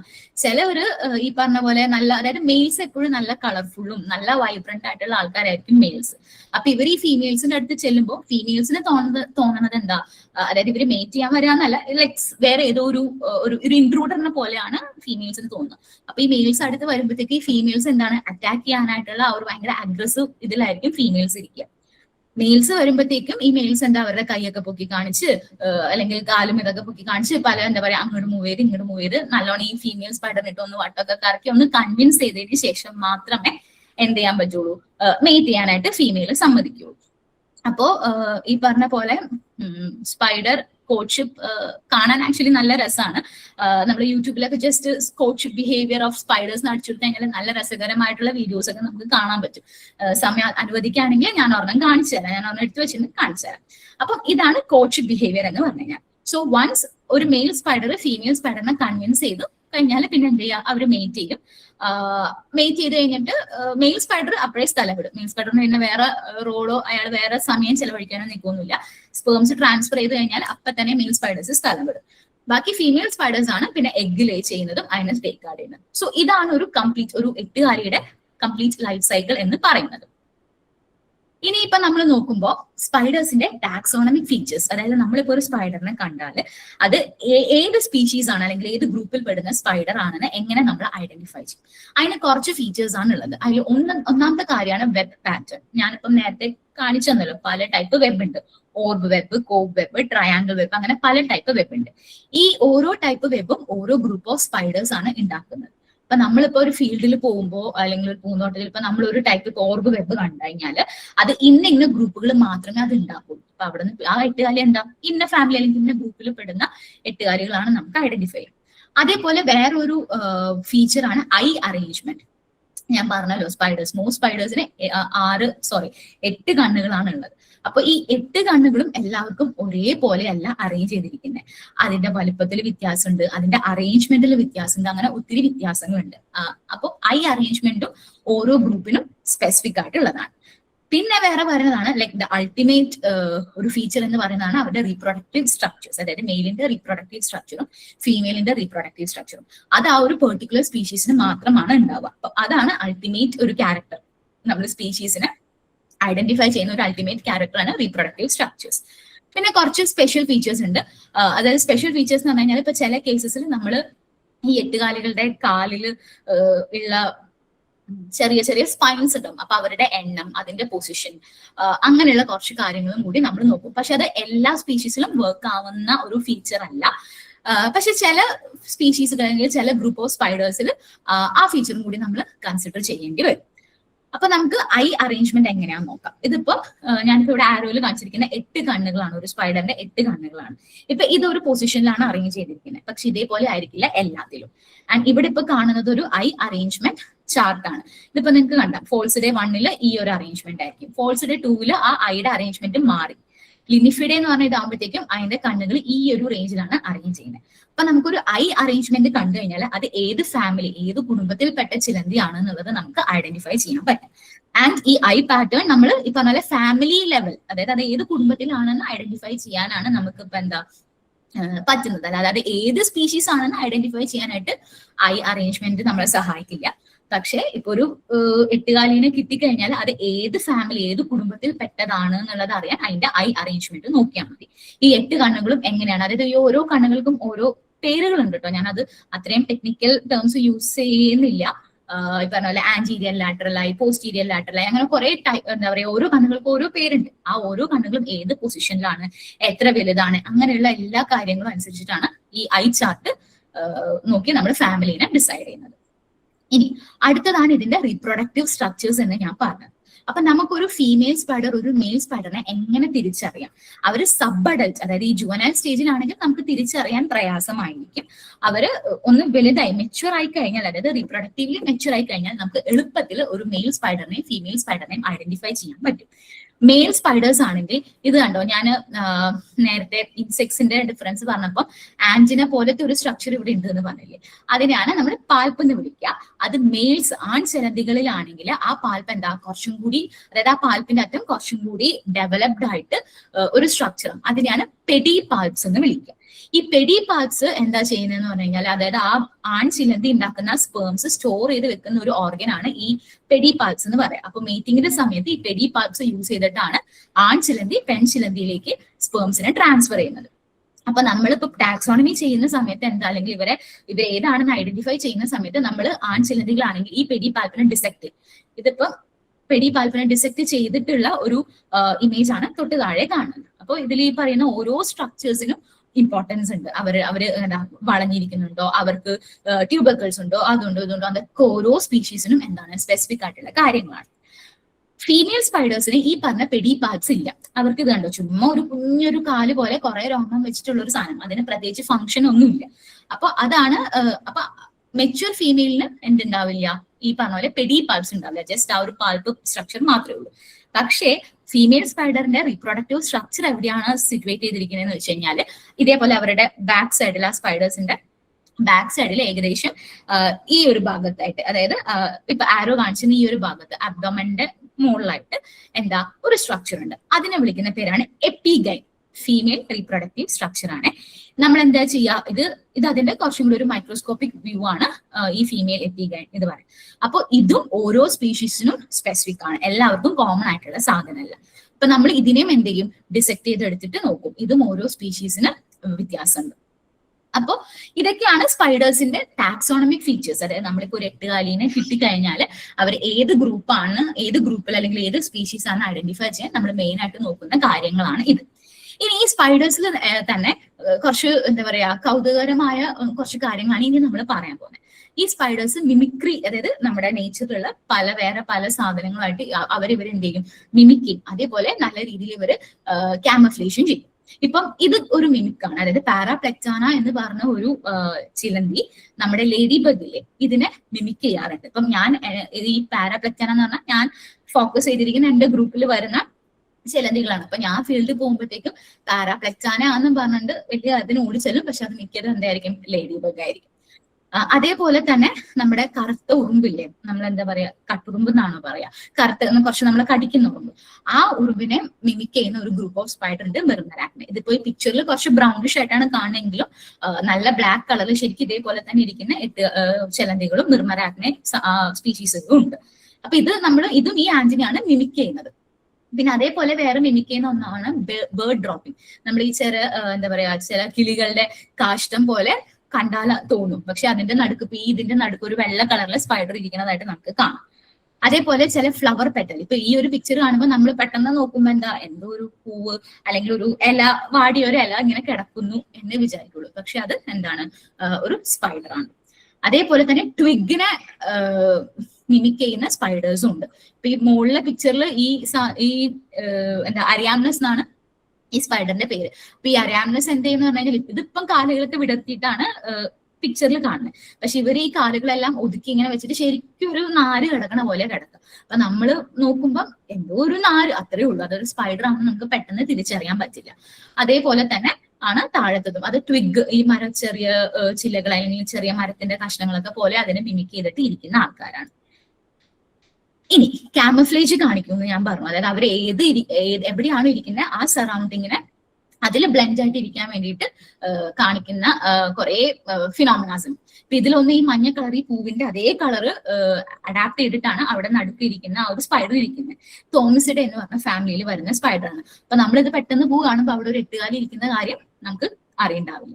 അതേപോലെ തൊട്ട് താഴത്തെ ഇമേജിൽ ഈ പറഞ്ഞ പോലെ ആ ഒരു മരത്തിന്റെ അടിഭാഗത്ത് ലോവർ സൈഡിൽ കാലൊക്കെ ഒതുക്കി ഇങ്ങനെ കറക്റ്റ് അതേ ഒരു ഇതിലിരിക്കും. അപ്പൊ നമുക്ക് പെട്ടെന്ന് തിരിച്ചറിയാൻ പറ്റില്ല അതാണെന്ന് ഒരു സ്പൈഡർ അവിടെ ഉണ്ടെന്നുള്ളത്.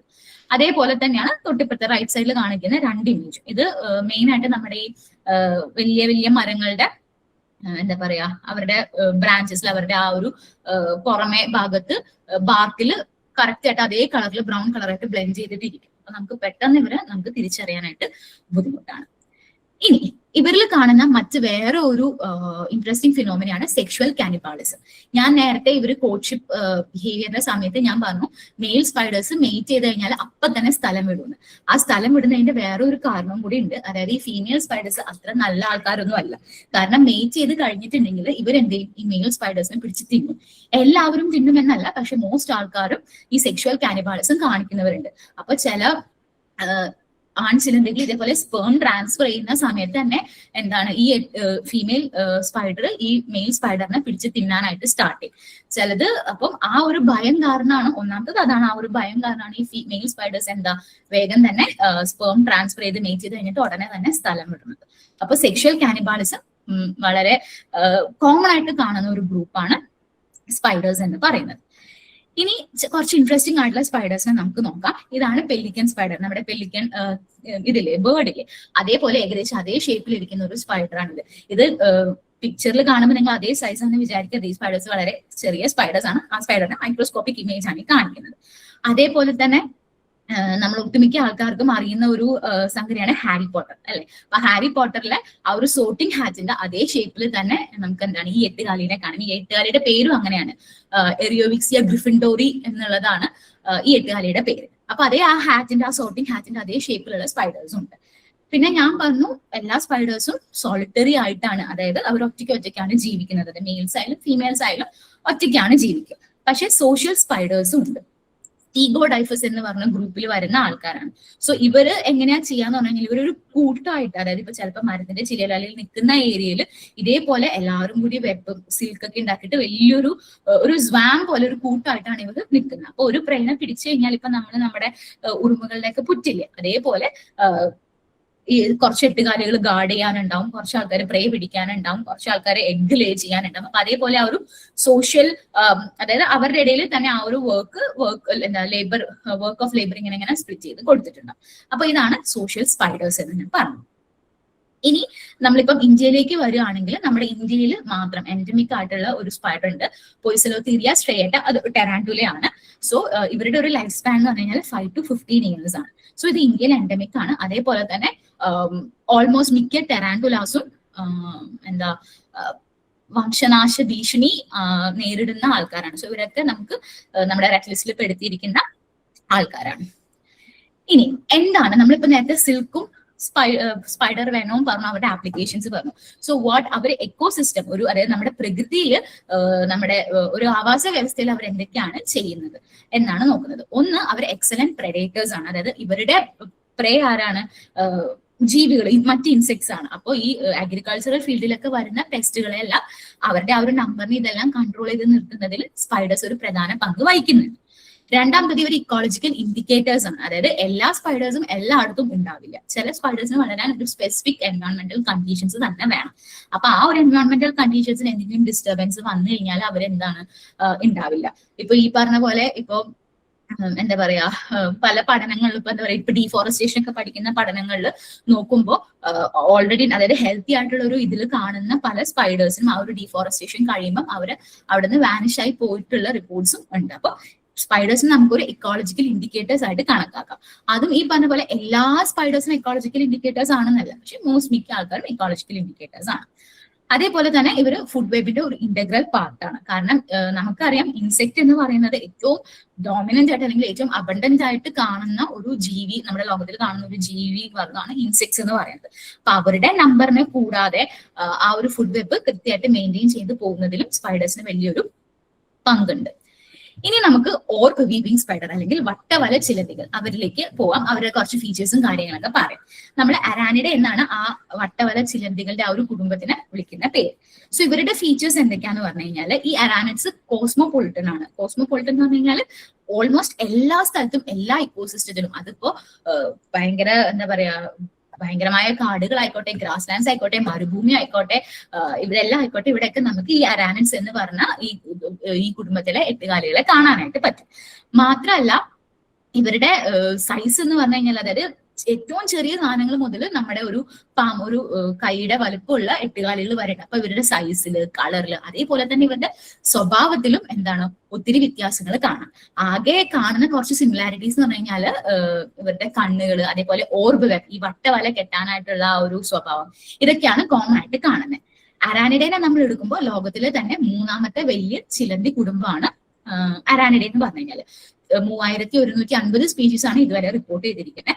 ആൻഡ് നമ്മുടെ ഇന്ത്യയിൽ നിന്ന് 188 സ്പീഷീസിനെ റിപ്പോർട്ട് ചെയ്തിട്ടുണ്ട്. ഇന്ത്യയിലെ സെക്കൻഡ് ലാർജസ്റ്റ് സ്പൈഡർ ഫാമിലിയാണ് ഈ പറഞ്ഞ അരാനിഡേ എന്ന് പറയുന്നത്. ഞാൻ പറഞ്ഞു ഇവര് സർക്കുലർ ആയിട്ട്, അതായത് നല്ല കറക്റ്റ് ആ വട്ടത്തിൽ ഉള്ള വലകളാണ് ഇവര് കിട്ടുന്നത്. പിന്നെ ഇവരുടെ അടുത്തൊരു കോമൺ ഫീച്ചറാണ് നേരത്തെ പറഞ്ഞ പോലെ 8 കണ്ണുകളുണ്ട്. ആ 8 കണ്ണുകളും ഇവരുടെ അറേഞ്ച്മെന്റും ഏകദേശം അല്ല, ഈ എല്ലാ അരാനിഡ് സ്പൈഡേഴ്സിനും ഒരേപോലെയാണ്. ഇപ്പൊ നടുക്കത്തെ ആ ഒരു ഇപ്പൊ പിക്ചറിൽ കാണുന്ന പോലെ ഒരു 4 കണ്ണുകൾ നടുക്ക് ഇങ്ങനെ ഉണ്ടാവും. അതേപോലെ ബാക്കി 2 കണ്ണുകളും കുറച്ച് അറ്റത്തേക്ക് മാറിയിട്ട് അവരൊന്നിച്ചായിരിക്കും കാണും. സോ അപ്പൊ ഈ ഒരു പാറ്റേൺ അരാനിഡേ കുടുംബത്തിലുള്ള ചിലന്തികൾക്ക് മാത്രമേ കാണുള്ളൂ. അപ്പൊ നമ്മളിപ്പോ ഒരു എട്ടുകാലിനെ കാണുമ്പോൾ ഇതേ പാറ്റേണിൽ കണ്ണാണെങ്കിൽ അതെന്താണ്, അരാനിഡേ ആണ് നമുക്ക് ഉറപ്പിക്കാം. ഇനി വേറെ ഞാൻ പറഞ്ഞു ഇവര് ഓർബ് വെബ് കെട്ടും, അതായത് സർക്കുലർ വെബ് കെട്ടും. പക്ഷെ അതിനൊരു എക്സെപ്ഷൻ ഉണ്ട്. അതാണ് സിർട്ടോഫോറ എന്ന് പറഞ്ഞ ഗ്രൂപ്പിൽ വരുന്ന ആൾക്കാർ, അതായത് അരാനിഡയിലെ തന്നെ സിർട്ടോഫോറ ജീനസിൽ വരുന്ന ആൾക്കാരാണ്. ഇവര് വട്ടത്തിൽ വല കെട്ടുന്നതിന് പകരം ഇവർ എന്ത് ചെയ്യുന്ന അറിയോ, ഡോം ഷേപ്പ്, അതായത് ഒരു ടെന്റ്, അതായത് അവർ ആ വല ഇങ്ങനെ കുറച്ച് റേസ് ചെയ്തിട്ട് ഇതേപോലെ ഒരു ടെന്റ് പോലെയാണ് ഇവർ വല കെട്ടുന്നത്. ഈ വല കെട്ടിയിട്ട് അതിന്റെ അടിഭാഗത്ത് നടുക്കായിട്ട് ഈ സ്പൈഡർ ഇരിക്കും. നിങ്ങൾക്ക് ഈ പിക്ചറിൽ കാണാം സ്പൈഡർ അവിടെ ഇരിക്കുന്നുണ്ട്. അതേപോലെ തന്നെ ഈ പിക്ചറിൽ ഏറ്റവും മുകളിലായിട്ട് ഇപ്പൊ ഇങ്ങനെ മണി പോലെ മുത്തുകൾ കോർത്തിരിക്കുന്ന പോലെ നമുക്കൊരു സ്ട്രക്ചർ കാണാൻ പറ്റും. അത് ആക്ച്വലി ആ സ്പൈഡറിന്റെ എഗ് സാക്ക് ആണ്. അപ്പൊ ഈ സ്പൈഡറിന്റെ ഒരു പ്രത്യേകത എന്ന് പറഞ്ഞു കഴിഞ്ഞാൽ ഇവർ ഇതേപോലെ വല കെട്ടിയിട്ട് ആ വലയുടെ മുകളിലായിട്ട് അവര് ലേ ചെയ്യുന്ന എഗ്സ് ഇതേപോലെ ഇങ്ങനെ മണി പോലെ അറേഞ്ച് ചെയ്ത് വെക്കും. സോ അതാണ് സിർട്ടോഫോറയുടെ പ്രത്യേകത എന്ന് പറഞ്ഞു കഴിഞ്ഞാൽ. ഇനി വേറെ ഒരു പ്രത്യേകത എന്ന് പറഞ്ഞു കഴിഞ്ഞാൽ ഈ ചില അരാനിഡ്സ് സ്റ്റെബിലിമെന്റം എന്ന് പറഞ്ഞൊരു സ്ട്രക്ചർ ഉണ്ടാക്കും. സ്റ്റെബിലിമെന്റം എന്ന് പറഞ്ഞു കഴിഞ്ഞാൽ വേറെ ഒന്നല്ല, വെബ് ഡെക്കറേഷൻസ് ആണ്. ഇപ്പൊ നിങ്ങൾക്ക് ഇപ്പൊ ഈ പടത്തിൽ കാണുന്ന പോലെ അതായത് അവരിയ്ക്കുന്ന ആ വെബില്, അതും വെബ് ഡെക്കറേഷൻ ബേസിക്കലി സിൽക്ക് വെച്ച് തന്നെയാണ്, പക്ഷെ ഒരു സ്പെഷ്യലൈസ്ഡ് സിൽക്ക് വെച്ച് അവർ ആ വെബ് ഇങ്ങനെ നടുക്ക് അവരിയ്ക്കുന്ന ഭാഗത്ത് ഇങ്ങനെ ഡെക്കറേറ്റ് ചെയ്തിട്ട് വെക്കും. അപ്പം ഈ അരാനിഡ്സ് പൊതുവെ എന്താ ചെയ്യാന്ന് പറഞ്ഞു കഴിഞ്ഞാൽ ഈ സർക്കുലർ വെബ് ഉണ്ടാക്കിയിട്ട് ചില ആൾക്കാർ ആ വെബിന്റെ നടുക്ക് തന്നെ ഇരിക്കും, ഇങ്ങനെ തല താഴ്ത്തി ഒരു ഹെഡ് ഡൗൺ പൊസിഷനിൽ നടുക്കിയിരിക്കും. ചില ആൾക്കാരാണെങ്കിൽ ഈ വെബിനോട് കണക്റ്റഡ് ആയിട്ട് ഉള്ള ഏതെങ്കിലും ഒരു ഇലയിൽ പോയിട്ട് ആ ഇല ചുരുട്ടി അതിൻ്റെ ഉള്ളിൽ റെസ്റ്റ് എടുക്കും. അപ്പൊ ഈ 2 രീതിയിലാണ് സ്പൈഡേഴ്സിനെ പൊതുവെ അരാനിഡ് സ്പൈഡേഴ്സിനെ പൊതുവെ കാണുന്നത്. അപ്പൊ സ്റ്റെബിലിമെന്റം വെബ് ഡെക്കറേറ്റ് ചെയ്യുന്ന ആൾക്കാരാണെങ്കിൽ അവർ ഈ നടുക്ക സ്പൈഡറിന്റെ ഇരിക്കുന്ന ആ ഒരു നടുഭാഗത്ത് ഇതേപോലെ സ്പെഷ്യലൈസ്ഡ് സിൽക്ക് ഉപയോഗിച്ചിട്ട് ഡെക്കറേറ്റ് ചെയ്ത് വെക്കും. ഇപ്പൊ ഞാൻ ആദ്യത്തെ ഇമേജിൽ കാണുന്നത് ഇതിപ്പോ ആ സ്പൈഡർ ആക്ച്വലി കുറച്ച് സബ് അഡൽട്ട് ആണ്, മെച്യൂർ ആയിട്ടില്ല. അപ്പൊ അത് മെച്യൂർ ആകുമ്പോഴത്തേക്ക് ശരിക്കും ആ സ്റ്റെബിലിമെന്റം ഒരു എക്സ് ഷേപ്പിൽ ഇതേപോലെ നല്ല വൃത്തിക്ക് കാണാനായിട്ട് പറ്റും. ഇനി വേറൊരു പ്രത്യേകതയാണ് ഇവര് സെക്ഷുവൽ സൈസ് ഡൈമോർഫിസം കാണിക്കും. അതായത് ഇപ്പൊ നിങ്ങൾക്ക് ഈ പടത്തിൽ കാണുന്നത് എന്താണ്, ഫീമെയിൽ സ്പൈഡറും അതിന്റെ മെയിൽ സ്പൈഡറും ആണ്. ഞാനിപ്പോ സർക്കിളിന്റെ ഉള്ളിൽ ഇട്ടിരിക്കുന്ന ആക്ച്വലി എന്താണ്, ആ ഫീമെയിൽ സ്പൈഡറിന്റെ മെയിൽ സ്പൈഡറാണ്. അപ്പൊ ചില ഒട്ടുമിക്ക എന്നല്ല എല്ലാ അരാനിഡ്സും സെക്ഷുവൽ ഡൈമോർഫിസം കാണിക്കും. അതായത് ആൺ ചിലന്തികളും പെൺ ചിലന്തികളും ഒരേപോലെ അല്ല, വ്യത്യാസം, അവരുടെ കളറിൽ ഇതിലൊക്കെ വ്യത്യാസം ഉണ്ടാവും.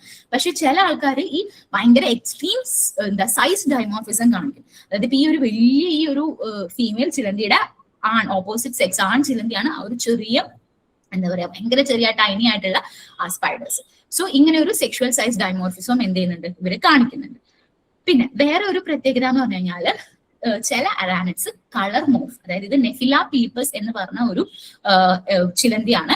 ഇവര് ബ്ലാക്ക് യെല്ലോ കളറിലും കാണാം, അതേപോലെ തന്നെ ബ്ലാക്ക് റെഡ് ഈ ഒരു കളറിലും എന്ത് ചെയ്യാം, നമുക്ക് ഇവരെ കാണാനായിട്ട് പറ്റും. മറ്റ് ഉള്ള ഒരു ഇതാണ് ക്രിപ്റ്റിക് സ്പീഷീസ്. ക്രിപ്റ്റിക് സ്പീഷീസ് എന്താന്ന് പറഞ്ഞു കഴിഞ്ഞാൽ, അതായത് അവർക്ക് ഒരേപോലത്തെ കളർ ഒരേപോലെ ഇരിക്കും കാണാൻ, പക്ഷെ രണ്ടും രണ്ട് സ്പീഷീസ് ആണ്. ഇപ്പൊ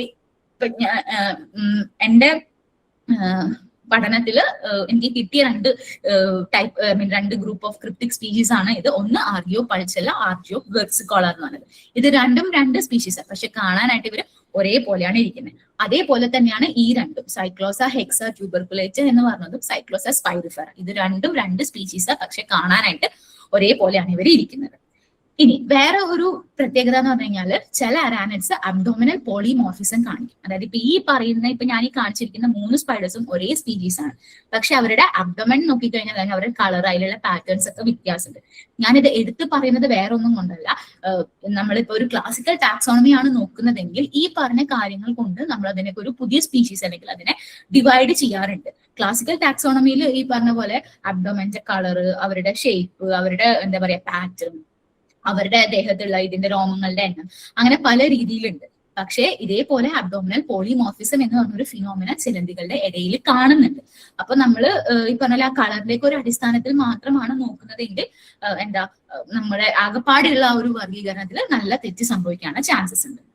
അപ്പൊ ഈ എല്ലാ ഫിനോമിനും എന്താണ്, നമ്മളിപ്പോ പറഞ്ഞ അബ്ഡോമിനൽ പോളിമോർഫിസം ആയിക്കോട്ടെ, ക്രിപ്റ്റിക് സ്പീഷീസ് ആയിക്കോട്ടെ, കളർ മോർഫ് ആയിക്കോട്ടെ, സെക്ഷുവൽ സൈസ് ഡൈമോർഫിസം ആയിക്കോട്ടെ, ഇതെല്ലാം ഈ ഓട്ട് വീവിംഗ് സ്പൈഡേഴ്സിന്റെ ടാക്സോണമി, അവരുടെ വർഗീകരണത്തിൽ പ്രശ്നങ്ങൾ ഉണ്ടാക്കുന്നുണ്ട്.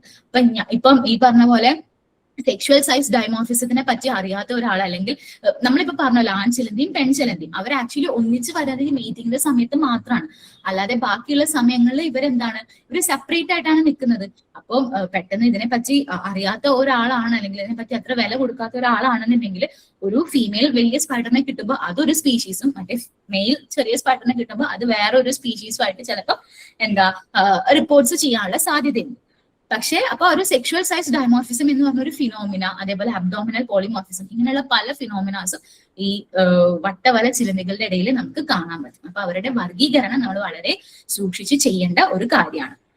ഇനി ഇതെങ്ങനെ നമുക്ക് പരിഹരിക്കാം, അല്ലെങ്കിൽ എങ്ങനെ ഇതിന്റെ ഇത് റിസോൾവ് ചെയ്യാം എന്നുള്ളത്, അത് നമുക്ക് മോളിക്കുലാർ അപ്രോച്ച് അല്ലെങ്കിൽ മോളിക്കുലാർ ടാക്സോണമി എന്ന് പറഞ്ഞ അത് ഞാൻ പറഞ്ഞല്ലോ, ആദ്യമേ പറഞ്ഞു ടാക്സോണമി പല ടൈപ്പ് അല്ലെങ്കിൽ പല കാര്യങ്ങളെ ബേസ് ചെയ്ത് ഇന്ന് നമ്മൾ ജീവികളെ ഗ്രൂപ്പ് ചെയ്യുന്നുണ്ട്. അപ്പൊ അതിലൊരു വളരെ ഇമ്പോർട്ടന്റ് ആയിട്ടുള്ള ഒരു നോട്ടബിൾ അപ്രോച്ച് ആണ് മോളിക്കുലാർ ടാക്സോണമി എന്ന് പറയുന്നത്. മോളിക്കുലാർ ടാക്സോണമി എന്ന് പറഞ്ഞാൽ ഒന്നുമില്ല, നമ്മുടെ ജനറ്റിക് മെറ്റീരിയൽ, അതായത് DNA, RNA പോലുള്ള ജനറ്റിക് മെറ്റീരിയൽ യൂസ് ചെയ്ത് അതിന്റെ അടിസ്ഥാനത്തിൽ ഈ ഓർഗാനിസത്തിനെ ക്ലാസിഫൈ ചെയ്യുന്ന അല്ലെങ്കിൽ ഓർഗാനിസത്തിനെ ഗ്രൂപ്പ് ചെയ്യുന്ന ആ ഒരു പ്രോസസ്സിനെയാണ് മോളിക്കുലാർ ടാക്സോണമി എന്ന് പറയുന്നത്. അപ്പൊ ഇതിന്റെ അഡ്വാൻറ്റേജസ്, അതായത് സാധാ ക്ലാസിക്കൽ ടാക്സോണമിയിലും മോളിക്കുലാർ ടാക്സോണമിക്കുള്ള അഡ്വാൻറ്റേജസ് എന്തൊക്കെയാണെന്ന് നമുക്ക് നോക്കാം. അതിൽ ആദ്യത്തത് ഈ DNA എന്ന് പറയുന്നത് ആ ഒരു ജീവിയുടെ ലൈഫ് സ്റ്റേജിൽ ഫുൾ ത്രൂ ഔട്ട് സെയിം ആയിരിക്കും. ഇപ്പം സ്പൈഡേഴ്സിന്റെ കേസിൽ എഗ് വിരിഞ്ഞു, അവര് സ്പൈഡർ ലിങ്സ് ആയാലും ജുവനായാലും അഡൽറ്റായാലും എല്ലാം 8 കാലി, അതായത് ഒരേ ഷേപ്പ് അല്ലെങ്കിൽ ഒരേ സ്ട്രക്ചറിലാണ് അവർ വരുന്നത്. പക്ഷെ നമ്മളിപ്പോ ചില ഇൻസെക്ട്, ഇപ്പൊ നമ്മൾ ബട്ടർഫ്ലൈ ഒക്കെ എടുത്തു കഴിഞ്ഞാൽ അതിന്റെ ത്രൂ ഔട്ട് ലൈഫിന് അതിന് പല സ്റ്റേജസ് ഉണ്ടല്ലേ, pupa, larval stage, pupa, caterpillar, അതൊക്കെ കഴിഞ്ഞിട്ട് അത് ബട്ടർഫ്ലൈ ആവുന്നത്. അപ്പൊ ഏത് ലൈഫ് സ്റ്റേജ് എടുത്തു കഴിഞ്ഞാലും അതിന്റെ DNA എന്ന് പറയുന്നത് സെയിം ആയിരിക്കും, അതിന് മാറ്റം വരില്ല. അപ്പൊ എനിക്കിപ്പോ ഏത് ലൈഫ് സ്റ്റേജ്, ഇപ്പം 8 കാലികളുടെ കാര്യം പറഞ്ഞു കഴിഞ്ഞാലും നമുക്ക് 8 കാലികളിൽ സബ് അഡൽറ്റ് അല്ലെങ്കിൽ ഒരു ജുവനൈൽ ആയിട്ടുള്ള ഒരു 8 കാലിനെയാണ് കിട്ടുന്നതെങ്കിൽ നമുക്ക് അവരേത് ഗ്രൂപ്പിൽ, അതിന്റെ ഐഡന്റിഫിക്കേഷൻ വളരെയധികം ബുദ്ധിമുട്ടാണ്. പക്ഷെ നമ്മളൊരു മോളിക്കുലാർ ടാക്സോണമിക് അപ്രോച്ച്, അതിന്റെ DNA എടുത്തിട്ടാണ് നമ്മൾ അതിനെ ക്ലാസിഫൈ ചെയ്യാനിരിക്കുന്നതെങ്കിൽ നമുക്ക് വളരെ എളുപ്പത്തിൽ അത് ഏത് 8 കാലിയാണെന്ന് ഐഡന്റിഫൈ ചെയ്യാൻ പറ്റും. പിന്നെ മാത്രമല്ല, നമ്മളിപ്പോ നേരത്തെ പറഞ്ഞ അബ്ഡോമിനൽ പോളിമോർഫിസം ആയിക്കോട്ടെ, സെക്ഷുവൽ സൈസ് ഡൈമോർഫിസം ആയിക്കോട്ടെ, ക്രിപ്റ്റിക് സ്പീഷീസ് ആയിക്കോട്ടെ, ഇതൊക്കെ നമുക്ക് ഈ DNA അല്ലെങ്കിൽ മോളിക്കുലാർ ടാക്സോണമി ഉപയോഗിച്ച് നമുക്ക് റിസോൾവ് ചെയ്യാനായിട്ട് പറ്റും. ഇനി ഇതെങ്ങനെയാണ് നടക്കുന്നത്. ഇത് ഓരോ സ്റ്റെപ്പ് ബൈ സ്റ്റെപ്പ് ആയിട്ടുള്ള ഒരു ലോങ് പ്രോസസ്സാണ്. ഞാൻ ജസ്റ്റ് ഒന്ന് ബ്രീഫ് ചെയ്യാം. അതായത് നമ്മളിപ്പം ഏത് ഓർഗാനിസം ആണോ എടുക്കുന്നത്, ഇപ്പൊ ഞാൻ സ്പൈഡറിന്റെ കേസാണ് പറയുന്നത്. അപ്പൊ സ്പൈഡറിനെ നമ്മൾ ടിഷ്യൂസ് എടുക്കുന്നു, അതിൽ നിന്ന് ഓരോ chemical like step by step process വഴി നമ്മൾ അവരുടെ DNA ഐസൊലേറ്റ് ചെയ്യുന്നു. ഈ DNA like entire length of DNA, മൊത്തം DNA അല്ല നമ്മൾ എന്ത് ചെയ്യുന്നത്, എടുക്കുന്നത്. അതിൽ ചില പോർഷൻസ് ഉണ്ടാവും. ആ പോർഷൻസിനെ മാത്രം തെരഞ്ഞെടുത്ത് അതിനെ മാത്രം കട്ട് ചെയ്തെടുത്ത് അത് സീക്വൻസ് ചെയ്ത് ലൈക്ക് അത് അതിൽ എന്തൊക്കെ അതിലുള്ള ഇൻഫർമേഷൻസ് എന്താണ് അതെടുത്തിട്ട് അത് വെച്ചിട്ടാണ് നമ്മൾ എന്ത് ചെയ്യുന്നത്, ഇവരെ ഐഡന്റിഫൈ ചെയ്യുന്നത്. ഇനി ഇവിടെ ഞാൻ പറയേണ്ട വേറൊരു കാര്യം എന്ന് പറഞ്ഞു കഴിഞ്ഞാൽ ഈ DNA, ഈ ഒരു ജനറ്റിക് ഡാറ്റ എന്ന് പറയുന്നത് ജസ്റ്റ് അത് ഇന്ന സ്പൈഡർ ആണെന്ന് മാത്രം പറയാനല്ല. നമുക്ക് അവരുടെ എവല്യൂഷൻ, അവരെങ്ങനെയാണ് അവർ പരിണമിച്ച് വന്നത്, അല്ലെങ്കിൽ അവർ എത്ര നാൾ മുന്നെയാണ് ഇവോൾവ് ചെയ്തത്, അവരുടെ എന്താ പറയാ എവല്യൂഷൻ ഡേറ്റിംഗ്, ഇതെല്ലാം നമുക്ക് ചെയ്യാനായിട്ട് ഈ ജനറ്റിക് ഡാറ്റ കൊണ്ട് നമുക്ക് സാധിക്കും. അപ്പോൾ ജനറ്റിക് ഡാറ്റ അല്ലെങ്കിൽ DNA ഡാറ്റ എന്ന് പറയുന്നത് ജസ്റ്റ് ഒരു ഐഡന്റിഫിക്കേഷന് വേണ്ടി മാത്രമുള്ള ഒരു ടൂൾ അല്ല, പക്ഷെ അവരുടെ ഫൈലോജനി, അതേപോലെ അവരുടെ എന്താ പറയാ അങ്ങനെയുള്ള എല്ലാ കുറെ കാര്യങ്ങൾ കണ്ടുപിടിക്കാനായിട്ടുള്ള ഒരു ഇമ്പോർട്ടന്റ് ടൂളാണ് ജനറ്റിക് ഡാറ്റ എന്ന് പറയുന്നത്. അപ്പം ഇവിടെ പക്ഷെ പറയേണ്ട വേറൊരു കാര്യവും കൂടി എന്തെന്ന് പറഞ്ഞു കഴിഞ്ഞാല്, അതായത് ഇപ്പൊ ഞാനൊരു സീക്വൻസ് എടുത്തു, ഒരു സ്പൈഡറിന്റെ DNA എടുത്ത് എനിക്ക് അതിന്റെ സീക്വൻസ് കിട്ടി, DNA ഡാറ്റ കിട്ടി. പക്ഷെ അത് ഇന്ന സാധനമാണെന്നുള്ളത് എനിക്ക് കമ്പയർ ചെയ്യാനായിട്ട് നമ്മുടെ ഡാറ്റാ ബേസിൽ അതിനോട് സിമിലർ ആയിട്ടുള്ള വേറെ സീക്വൻസ് നമുക്ക് കിട്ടണം. പക്ഷെ റൈറ്റ് നൗ ഈവൻ തോ ഈ പറഞ്ഞ പോലെ ഇത്രയും ഡൈവേഴ്സ് ആയിട്ടുള്ള ഒരു ഗ്രൂപ്പാണ് സ്പൈഡേഴ്സ് എങ്കിലും പല സ്ഥലങ്ങളിലും മോളിക്കുലർ ടാക്സോണമി ഇതായി വരുന്നേ ഉള്ളൂ. അപ്പൊ നമുക്ക് എല്ലാ സ്പൈഡറുകളുടെയും ഒരു റെഫറൻസ് റെഫറൻസ് സീക്വൻസ് ഡാറ്റാ ബേസിൽ ഇല്ല. അപ്പോ ഒരു റെഫറൻസ് സീക്വൻസ് ഉണ്ടെങ്കിലേ നമ്മുടെ കയ്യിലുള്ള സീക്വൻസ് കൊണ്ടിട്ട് എന്താണ് ഒരു ഉപകാരം, അല്ലെങ്കിൽ അപ്പോഴേ നമുക്ക് അതിനെ എന്ത് ചെയ്യാൻ പറ്റുള്ളൂ, ഐഡന്റിഫൈ ചെയ്യാനായിട്ട് പറ്റുള്ളൂ. അപ്പോൾ ഇതാണ് മോളിക്കുലർ ടാക്സോണമിയുടെ ഒരു ഡിസഡ്വാൻറ്റേജ് ആയിട്ട് നമുക്ക് വേണമെങ്കിൽ പറയാൻ പറ്റുന്നത്, അതായത് റെഫറൻസ് സീക്വൻസ് ഇല്ല എന്നുള്ളത്. അപ്പോൾ ഇപ്പം നമ്മുടെ ലോകത്തിന്റെ പല ഭാഗങ്ങളിൽ നിന്നും ഈ ഡാറ്റാ ബേസ് ഒന്നും കൂടി എൻറിച്ച് ചെയ്യുക, അതായത് പല പിടിക്കുന്ന എട്ടുകാലുകളുടെ DNA ഐസൊലേറ്റ് ചെയ്ത് അതിന്റെ സീക്വൻസ് ഡാറ്റ കൊടുക്കുക എന്നുള്ളൊരു എന്താ പറയുക ശ്രമവും കൂടി ഇപ്പം നടക്കുന്നുണ്ട്. അപ്പൊ നമുക്ക് കംപ്ലീറ്റ് ആയിട്ട് ഇപ്പൊ ഞാൻ പറഞ്ഞ പോലെ പാരാനിഡയുടെ സീക്വൻസിങ് കിട്ടി. ഇപ്പം എന്റെ ഗവേഷണം ഫോക്കസ് ചെയ്തിരിക്കുന്നതെന്ന് പറഞ്ഞു കഴിഞ്ഞാൽ നമ്മുടെ കേരളത്തിലെ ഈ വട്ടവല ചിലന്തികളുടെ വർഗീകരണം, അത് മോളിക്കുലർ ഈ പറഞ്ഞ പോലെ DNA യൂസ് ചെയ്തിട്ടുള്ള വർഗീകരണം, അവരുടെ എവല്യൂഷൻ എങ്ങനെയായിരുന്നു എന്നുള്ളതാണ്. അപ്പൊ ഞാൻ എന്റെ ഗവേഷണത്തിൽ ഫേസ് ചെയ്ത ഒരു പ്രധാന പ്രശ്നം എന്ന് പറഞ്ഞു കഴിഞ്ഞാൽ ഈ പറഞ്ഞ പോലെ റെഫറൻസ് സീക്വൻസസ് എല്ലാത്തിന്റെയും ഒന്നും അവൈലബിൾ ആയിരുന്നില്ല. അപ്പൊ എനിക്ക് അവൈലബിൾ ആയിട്ടുള്ള സാധനങ്ങളുടെ മാത്രമാണ് എനിക്ക് എന്ത് ചെയ്യാൻ പറ്റിയത്, എടുത്ത് അതിന്റെ എവല്യൂഷൻ എനിക്ക് പഠിക്കാനായിട്ട് പറ്റിയത്. അപ്പോ ഈ പറഞ്ഞ പോലെ റെഫറൻസ് സീക്വൻസസ് കംപ്ലീറ്റ് ഉണ്ടായിരുന്നെങ്കിൽ നമുക്ക് ആ ഗ്രൂപ്പിന്റെ മൊത്തം അവരെങ്ങനെ ഇവോൾവ് ചെയ്തു എന്നുള്ളത് കംപ്ലീറ്റ് നമുക്ക് കണ്ടുപിടിക്കാനായിട്ട് പറ്റും. അപ്പൊ അതാണ് ജനറ്റിക് ഡാറ്റ എന്ന് പറയുന്നത്, അല്ലെങ്കിൽ DNA ഡാറ്റ എന്ന് പറയുന്നത് ജസ്റ്റ് ഒരു ഐഡന്റിഫിക്കേഷൻ ടൂള് എന്നതിലുപരി അതിന് വേറെയും കുറെ ആപ്ലിക്കേഷൻസ് ഉണ്ട്. അപ്പോൾ ഇത്രയും കാര്യങ്ങളാണ് എനിക്ക് നിങ്ങളായിട്ട് ഷെയർ ചെയ്യാനായിട്ടുള്ളത്. അപ്പൊ എല്ലാവർക്കും എന്താ പറയാ എട്ടുകാലികൾ എന്താണ് എന്നുള്ളത് കുറച്ചെങ്കിലും ഒരു ഐഡിയ കിട്ടിയിട്ടുണ്ടാവും എന്ന് പ്രതീക്ഷിക്കുന്നു. പലർക്കും ഈ പറഞ്ഞ പോലെ എട്ടുകാലികളെ വളരെ കൗതുകകരമായ ഒരു ജീവിയായിട്ട് കാണുന്ന ആൾക്കാരുണ്ട്, പലർക്കും എട്ടുകാലികളെ പേടിയാണ്. പിന്നെ ഈ പറഞ്ഞ പോലെ ചിലവര് എന്താ പറയാ ഒരു അർപ്പോടെ കാണുന്ന ജീവികളും കൂടിയാണ് എട്ടുകാലികൾ. അപ്പോ എന്റെ ഈ ഒരു ടോക്കോട് കൂടി ലൈക്ക് എന്താണ് എട്ടുകാലികൾ എന്നുള്ള ഒരു ഐഡിയ എല്ലാവർക്കും കിട്ടിയിട്ടുണ്ടാകും എന്ന് ഞാൻ പ്രതീക്ഷിക്കുന്നു. So thank you.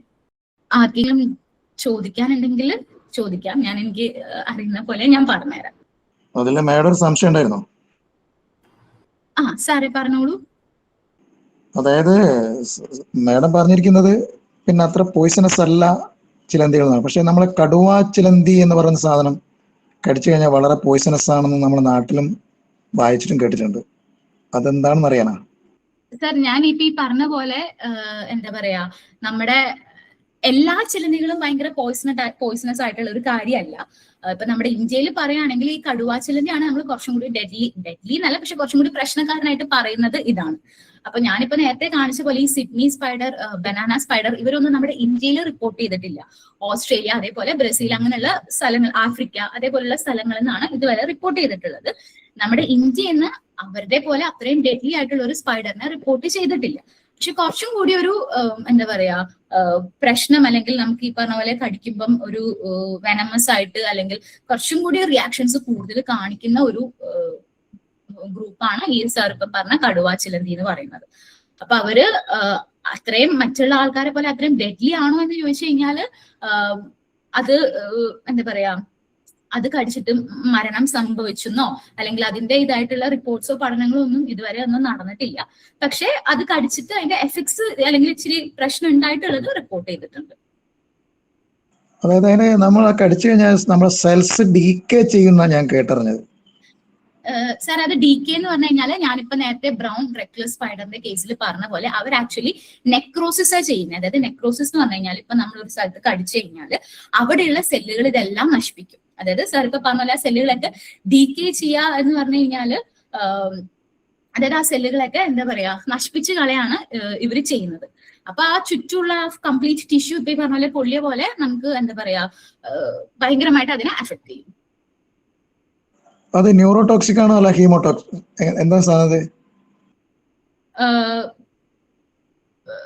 ഇതിന്റെയാണ് കടുവാച്ചിലന്തിന്റെ ആണോ ചോദിച്ചത്? Okay madam. അതെ, കടുവാച്ചിലന്തി ന്യൂറോടോക്സിക് ആണോ അല്ല ഹീമോടോക്സിക്? ഹീമോടോക്സിക് ആയില്ലേ നെക്രോസിസ് വരണമെങ്കിൽ? കടുവാച്ചിലന്തി ഹീമോടോക്സിക് ആയിരിക്കും, നെക്രോസിസ് വരണമെങ്കിൽ അത് ഹീമോടോക്സിക് ആയിരിക്കും. Okay, thank you madam. ഈ ചിലന്തിന്റെ ലൈഫ് സ്പാൻ എത്രയാണ്? സാർ അത് ഓരോ ഗ്രൂപ്പിനും വ്യത്യാസം ഉണ്ടാവും. ഇപ്പൊ ഞാൻ നേരത്തെ പറഞ്ഞ പോലെ നമ്മുടെ ഇന്ത്യയിൽ എൻഡമിക് ആയിട്ടുള്ള ടെറാന്റുലാസിന് 5 മുതൽ 15 ഇയേഴ്സ് വരെയാണ് അതിന്റെ ലൈഫ് സ്പാൻ വരിക. പിന്നെ ഇപ്പൊ ഞാൻ നേരത്തെ ഒരു നെഫില പിലിപ്പസ് കളർ മോർഫ് കാണിച്ച ആൾക്കാരും പറഞ്ഞല്ലോ. അപ്പൊ അവരുടെയും ഒരു ലൈഫ് സ്പാൻ എന്ന് പറഞ്ഞു കഴിഞ്ഞാൽ 1 വർഷം, 1.5 വർഷം നീണ്ടു നിൽക്കുന്നതാണ്. പക്ഷേ ഒട്ടുമിക്ക അല്ലെങ്കിൽ ചെറിയ ചെറിയ ഒട്ടുമിക്ക സ്പൈഡേഴ്സും ഒരു സീസൺ ആണ്. അതായത് ഇവര് എഗ് ലേ ചെയ്ത് അവര് വലുതാവാൻ എടുക്കുന്ന സമയം നമ്മുടെ ഈ ഓട്ടം സീസൺ, അതായത് നമ്മുടെ എന്താ പറയാ ഇവിടത്തെ ഏകദേശം ഒരു ഓഗസ്റ്റ്, സെപ്റ്റംബർ, ഒക്ടോബർ ആ ഒരു മാസങ്ങളിലേക്കാണ് ഇവരുടെ ഒരു അതാണ് ഒരു സീസൺ എന്ന് പറയാം. അതായത് അവർ മുട്ടയിട്ട് ലൈക്ക് വലുതായി അഡൽട്ട് സ്റ്റേജിലേക്ക് ആവുന്ന, അടുത്ത മീറ്റ് ചെയ്യുന്ന ആ ഒരു സമയം. അപ്പം ഒട്ടുമിക്ക സ്പൈഡേഴ്സിന്റെയും ലൈഫ് സ്പാൻ എന്ന് പറയുന്നത് ഒരു സീസൺ ആണ്. പക്ഷെ അതല്ലാതെ കുറച്ചധികം ലൈഫ് സ്പാൻ പിന്നെ ഫില്ല, ടെറാന്റുലാസ് ഒക്കെ പറഞ്ഞു. ടെറാന്റുലാസ് ഒക്കെ വർഷങ്ങളായിട്ട്, അതായത് ഈ പറഞ്ഞ പോലെ അതൊരു സീസൺ അല്ല, അവര് ആ ഒരു വർഷങ്ങൾ എടുത്തിട്ടാണ് അവരെന്ത് ചെയ്യുന്നത് മെച്യൂർ ആയിട്ട് വരുന്നത്. അപ്പൊ ഓരോ ഗ്രൂപ്പിനും ഈ പറഞ്ഞ പോലെ ലൈഫ് സ്പാൻ ഡിഫറെന്റ് ആണ്. ടെറാന്റുലയുടെ ലൈഫ് സ്പാൻ സാർ എനിക്കത് കൃത്യം ഇത്രയാണ് എന്ന് എനിക്ക് അറിയില്ല. പക്ഷെ ഏകദേശം ഒരു 5 ഇയേഴ്സ് ഒക്കെ എന്തായാലും ഒരു മിനിമം ഉണ്ടാവും. 5 to 10 ആണ് ഞാൻ വായിച്ചത് വെച്ചിട്ട് ഒരു ഓർമ്മ ശരിയാണെങ്കിൽ ഏകദേശം ഒരു 5 to 10 ഇയേഴ്സ് ആണ് അവർ എടുക്കുക അവരൊരു ആവറേജ് ലൈഫ് സ്പാൻ എന്ന് പറയുന്നത്. അതിൽ അവർ ഈ പറഞ്ഞ പോലെ ഒരു 5 ഇയേഴ്സ് അല്ലെങ്കിൽ ആ ഒരു കുറച്ച് വർഷങ്ങൾ എടുത്തിട്ടാണ് അവര് മെച്യൂർ ആവുന്നത് തന്നെ. Okay, how is the 8 eye works together? So 8 കണ്ണുകളും ഈ പറഞ്ഞ പോലെ നമുക്ക് കാണുന്ന പോലെ ഒരു വിഷൻ അല്ല ഉള്ളത്. അതായത് നമ്മുടെ 2 കണ്ണുകളും കണ്ടിട്ട് നമുക്ക് ഒരൊറ്റ ഒരു ഇമേജ് ആണോ നമുക്ക് കാണുന്നത്. പക്ഷെ സ്പൈഡേഴ്സിന് അങ്ങനെയല്ല. ഈ പറഞ്ഞ പോലെ ഓരോ കണ്ണിലുള്ള ഇമേജസ് വ്യത്യാസമുണ്ട്. അങ്ങനെയാണ് അവർ ഏരിയ ആ ഒരു സ്പാൻ എന്ത് ചെയ്യുന്നത്, അവർക്ക് കാണുന്ന ആ ഒരു ലൈക്ക് വിഷൻ ഏരിയ അവർ അത്രയും വൈഡ് ആക്കുന്നത് ഇതേപോലെയാണ്. അവർ ലൈക്ക് എല്ലാ ഇമേജസും കൂടിയിട്ട് കമ്പൈൻ ചെയ്ത് ഒരൊറ്റ സിംഗിൾ ഇമേജ് ആയിട്ടല്ല അവർ കാണുന്നത്, ലൈക്ക് പല പല ഫ്രെയിംസിലായിട്ടാണ് കാണുന്നത്. സർ, സ്പൈഡർ വിഷൻ റിലേറ്റഡ് ആയിട്ടുള്ള സ്റ്റഡീസ് നടക്കുന്നുണ്ട്. അതായത് അവരുടെ ഈ പറഞ്ഞ പോലെ ലെൻസ് എങ്ങനെയാണ്, ലൈക്ക് ലെൻസിന്റെ ഷേപ്പ് എങ്ങനെ, ഇപ്പൊ ഈ നേരത്തെ പറഞ്ഞ പോലെ ഹൗ ഇമേജസ് വന്നിട്ട് എങ്ങനെയാണ് നടക്കുന്നത്, അവരുടെ ലെൻസിന്റെ ഷേപ്പ്, ലെൻസിന്റെ എല്ലാ കണ്ണിലും ഒരേ ടൈപ്പ് ലെൻസ് ആണോ എന്നുള്ള രീതിയിലൊക്കെ ഉള്ള പഠനങ്ങൾ നടക്കുന്നുണ്ട്. പക്ഷെ ഞാനത് അത്രയും കാര്യമായിട്ട് ആ സ്പൈഡർ വിഷൻ റിലേറ്റഡ് സ്റ്റഡീസ് അത്ര ഡീറ്റെയിൽഡ് ആയിട്ട് ഞാൻ വായിച്ചിട്ടില്ല സർ. അതേപോലെ ഒരു സംശയം, ഈ ചിലന്തി വലയിൽ ചിലന്തി കൊടുക്കുന്നില്ല, പക്ഷെ കുറെ നേരം വന്നിട്ട് കൊടുക്കുന്നുണ്ടല്ലോ, അതിന്റെ നെറ്റിന് എന്താ വ്യത്യാസം ഉണ്ടോ? സർ, അതായത് ഈ ചിലന്തി വലയുടെ സ്പൈഡർ സിൽക്ക് ആക്ച്വലി സ്റ്റിക്കി ആണ്. അതായത് നമ്മളിപ്പോ വട്ടത്തിലുള്ള ഒരു വല എടുത്തു കഴിഞ്ഞാൽ അതില് 2 തരം സിൽക്ക് ത്രെഡ്സ് ആണ് കാണുക. സ്റ്റിക്കി ആയിട്ടുള്ള ത്രെഡ്സ് ഉണ്ട്, സ്റ്റിക്കി അല്ലാത്ത ത്രെഡ്സ് ഉണ്ട്. അതിനെ നമ്മൾ സ്പൈറൽസ് എന്നും റേഡിയൽസ് എന്നുമാണ് പറയുന്നത്. ഒരു മിനിറ്റ്, ഞാനത് ഒന്ന് ഷെയർ ചെയ്തിട്ട് കാണിച്ചു തരാം.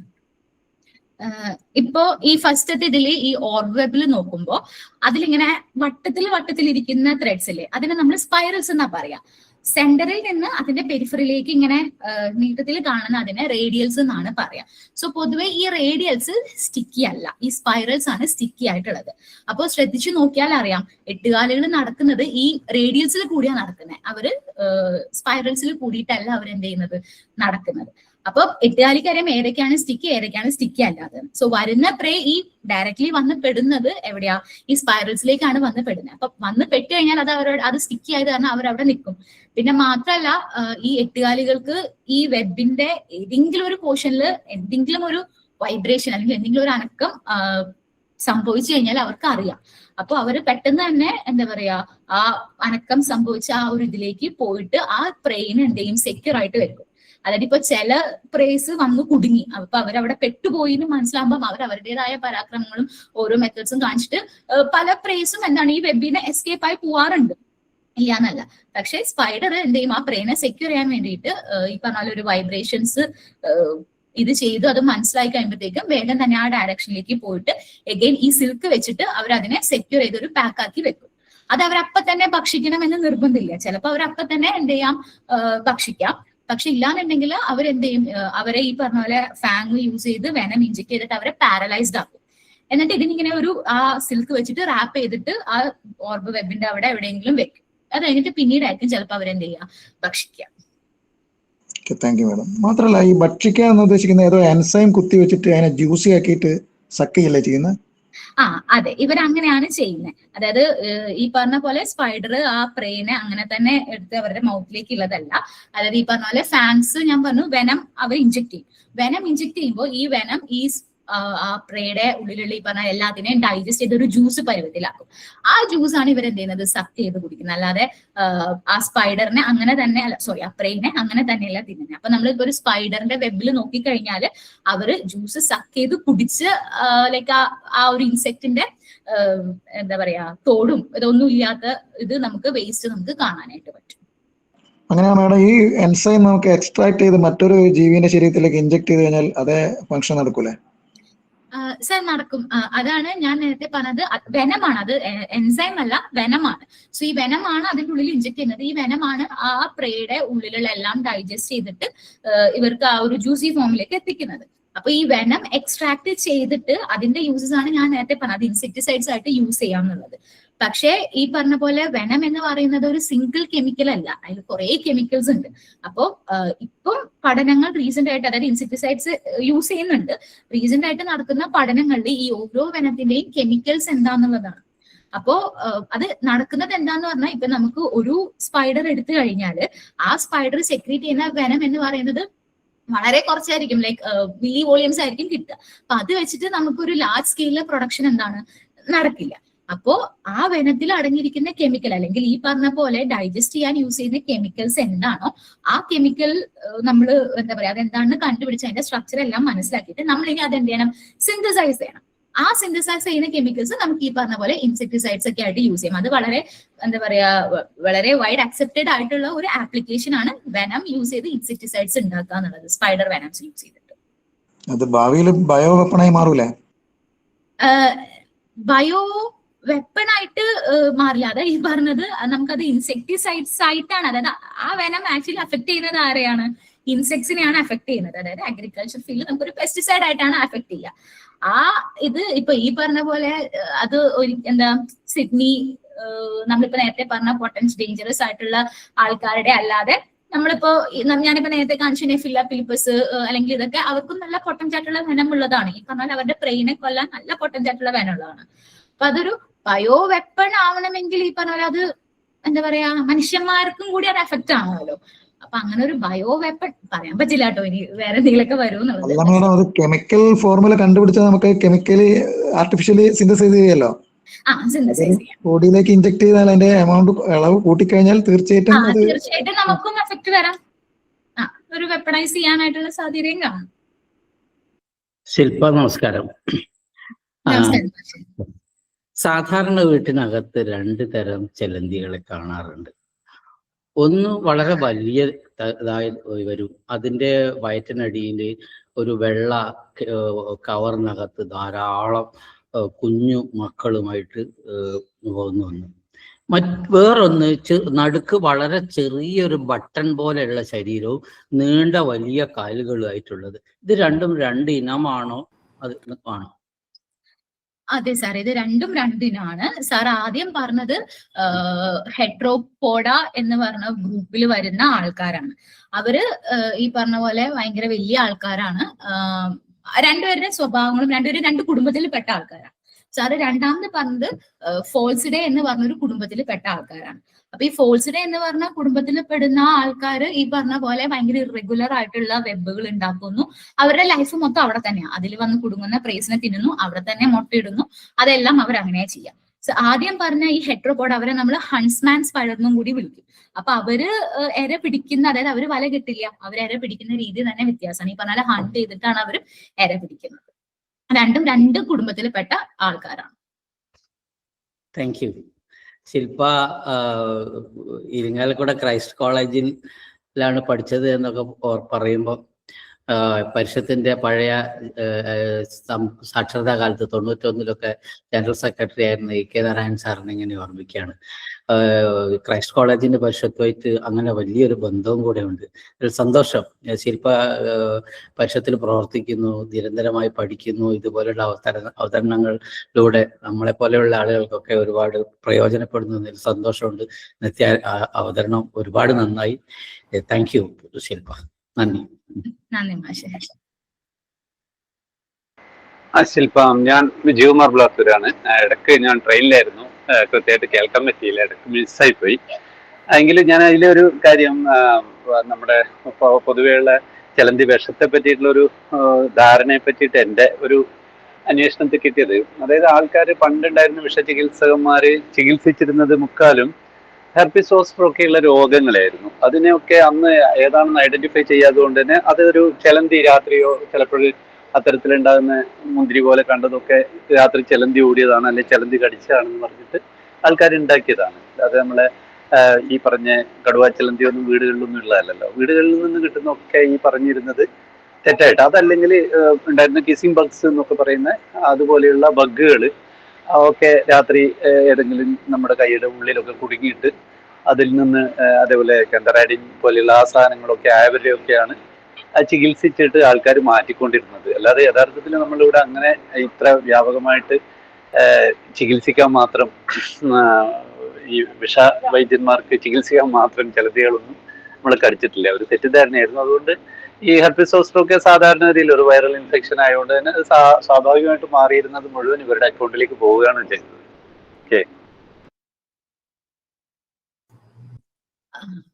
ഓക്കെ, നന്ദി sir. Thank you for that information. Okay, നമുക്ക് ഇന്നത്തെ ടോക്ക് അവസാനിപ്പിക്കാം. ശില്പ, നമ്മളൊരു 2 മാസം മുമ്പാണ് ശില്പയോട് ഇങ്ങനെ ടോക്കിന്റെ കാര്യം പറഞ്ഞത്. വളരെ താല്പര്യത്തോടു കൂടി ചെയ്യാമെന്ന് പറഞ്ഞു. വളരെ നന്നായി ഇത് അവതരിപ്പിച്ചു. ധാരാളം താല്പര്യമുള്ള ആളുകൾ വന്നിട്ടുണ്ടായിരുന്നു, 40 പേരോളം. നമ്മള് ലുക്കയുടെ ടോക്കിന്റെ ഒരു പ്രത്യേകത ആ വിഷയത്തിൽ താല്പര്യമുള്ള ഒരു കോർ ഗ്രൂപ്പാണ് പങ്കെടുക്കുക. അപ്പൊ എല്ലാവർക്കും ഇന്നത്തെ ടോക്ക് കേട്ടതിന് നന്ദി പറയുന്നു. ശില്പയ്ക്കും തുടർന്നും ഇത്തരം ടോക്കുകൾ നമ്മൾ എല്ലാ മാസവും സംഘടിപ്പിക്കുന്നുണ്ട്. ലുക്കയുടെ ഒരു ക്വാണ്ടം സെഞ്ചുറി എക്സിബിഷൻ 24-ാം തീയതി സമാപിക്കുകയാണ്. ആരെങ്കിലും കാണാൻ ബാക്കിയുള്ളവരുണ്ടെങ്കിൽ തിരുവനന്തപുരത്ത് വെച്ച് സമാപിക്കുന്നതിന് മുമ്പായിട്ട് കാണണം. തിരുവനന്തപുരം വിമൻസ് കോളേജിൽ വെച്ചിട്ടാണ്. അപ്പോ ഇന്നത്തെ ടോക്കിന് പരിസമാപ്തിയാവുകയാണ്. എല്ലാവർക്കും ശുഭരാത്രി. ബ്ലാത്തൂരും എല്ലാവരും ഉണ്ടായിരുന്നു. ഓക്കെ ഓക്കെ, ഒരു കാര്യം, എല്ലാവർക്കും ഒരിക്കൽ കൂടി ഞാൻ നന്ദി പറയാണ്. ഈ പറഞ്ഞ പോലെ ഇങ്ങനെ ഒരു ഓപ്പർച്യൂണിറ്റി തന്നതില് നമ്മുടെ ലൂക്കേനോടും അതേപോലെ റിസ്വാൻ ചേട്ടനോടും ഒത്തിരി നന്ദി. ഇതിന്റെ ഇടയിൽ ചോദ്യങ്ങൾ ചോദിച്ച എല്ലാവരും ഉണ്ട്. എനിക്കറിയാവുന്ന കാര്യങ്ങൾ വെച്ചിട്ടാണ് ഞാൻ പറഞ്ഞതിൽ തെറ്റുകൾ ചിലപ്പോൾ ഉണ്ടാവും. അപ്പൊ അതെല്ലാവരും ക്ഷമിക്കണം. പിന്നെ ഈ പറഞ്ഞ ബ്ലാത്തു സാറ് പറഞ്ഞ പോലെയുള്ള അറിവുകള് അതും എനിക്ക് കിട്ടി. അപ്പൊ അതൊരു ഗിവ് ആൻഡ് ടേക്ക് സെഷൻ പോലെയാണ് എനിക്ക് തോന്നുന്നത്. അപ്പോ ഈ ഒരു അവസരം തന്ന എല്ലാവർക്കും നന്ദി. Thank you so much.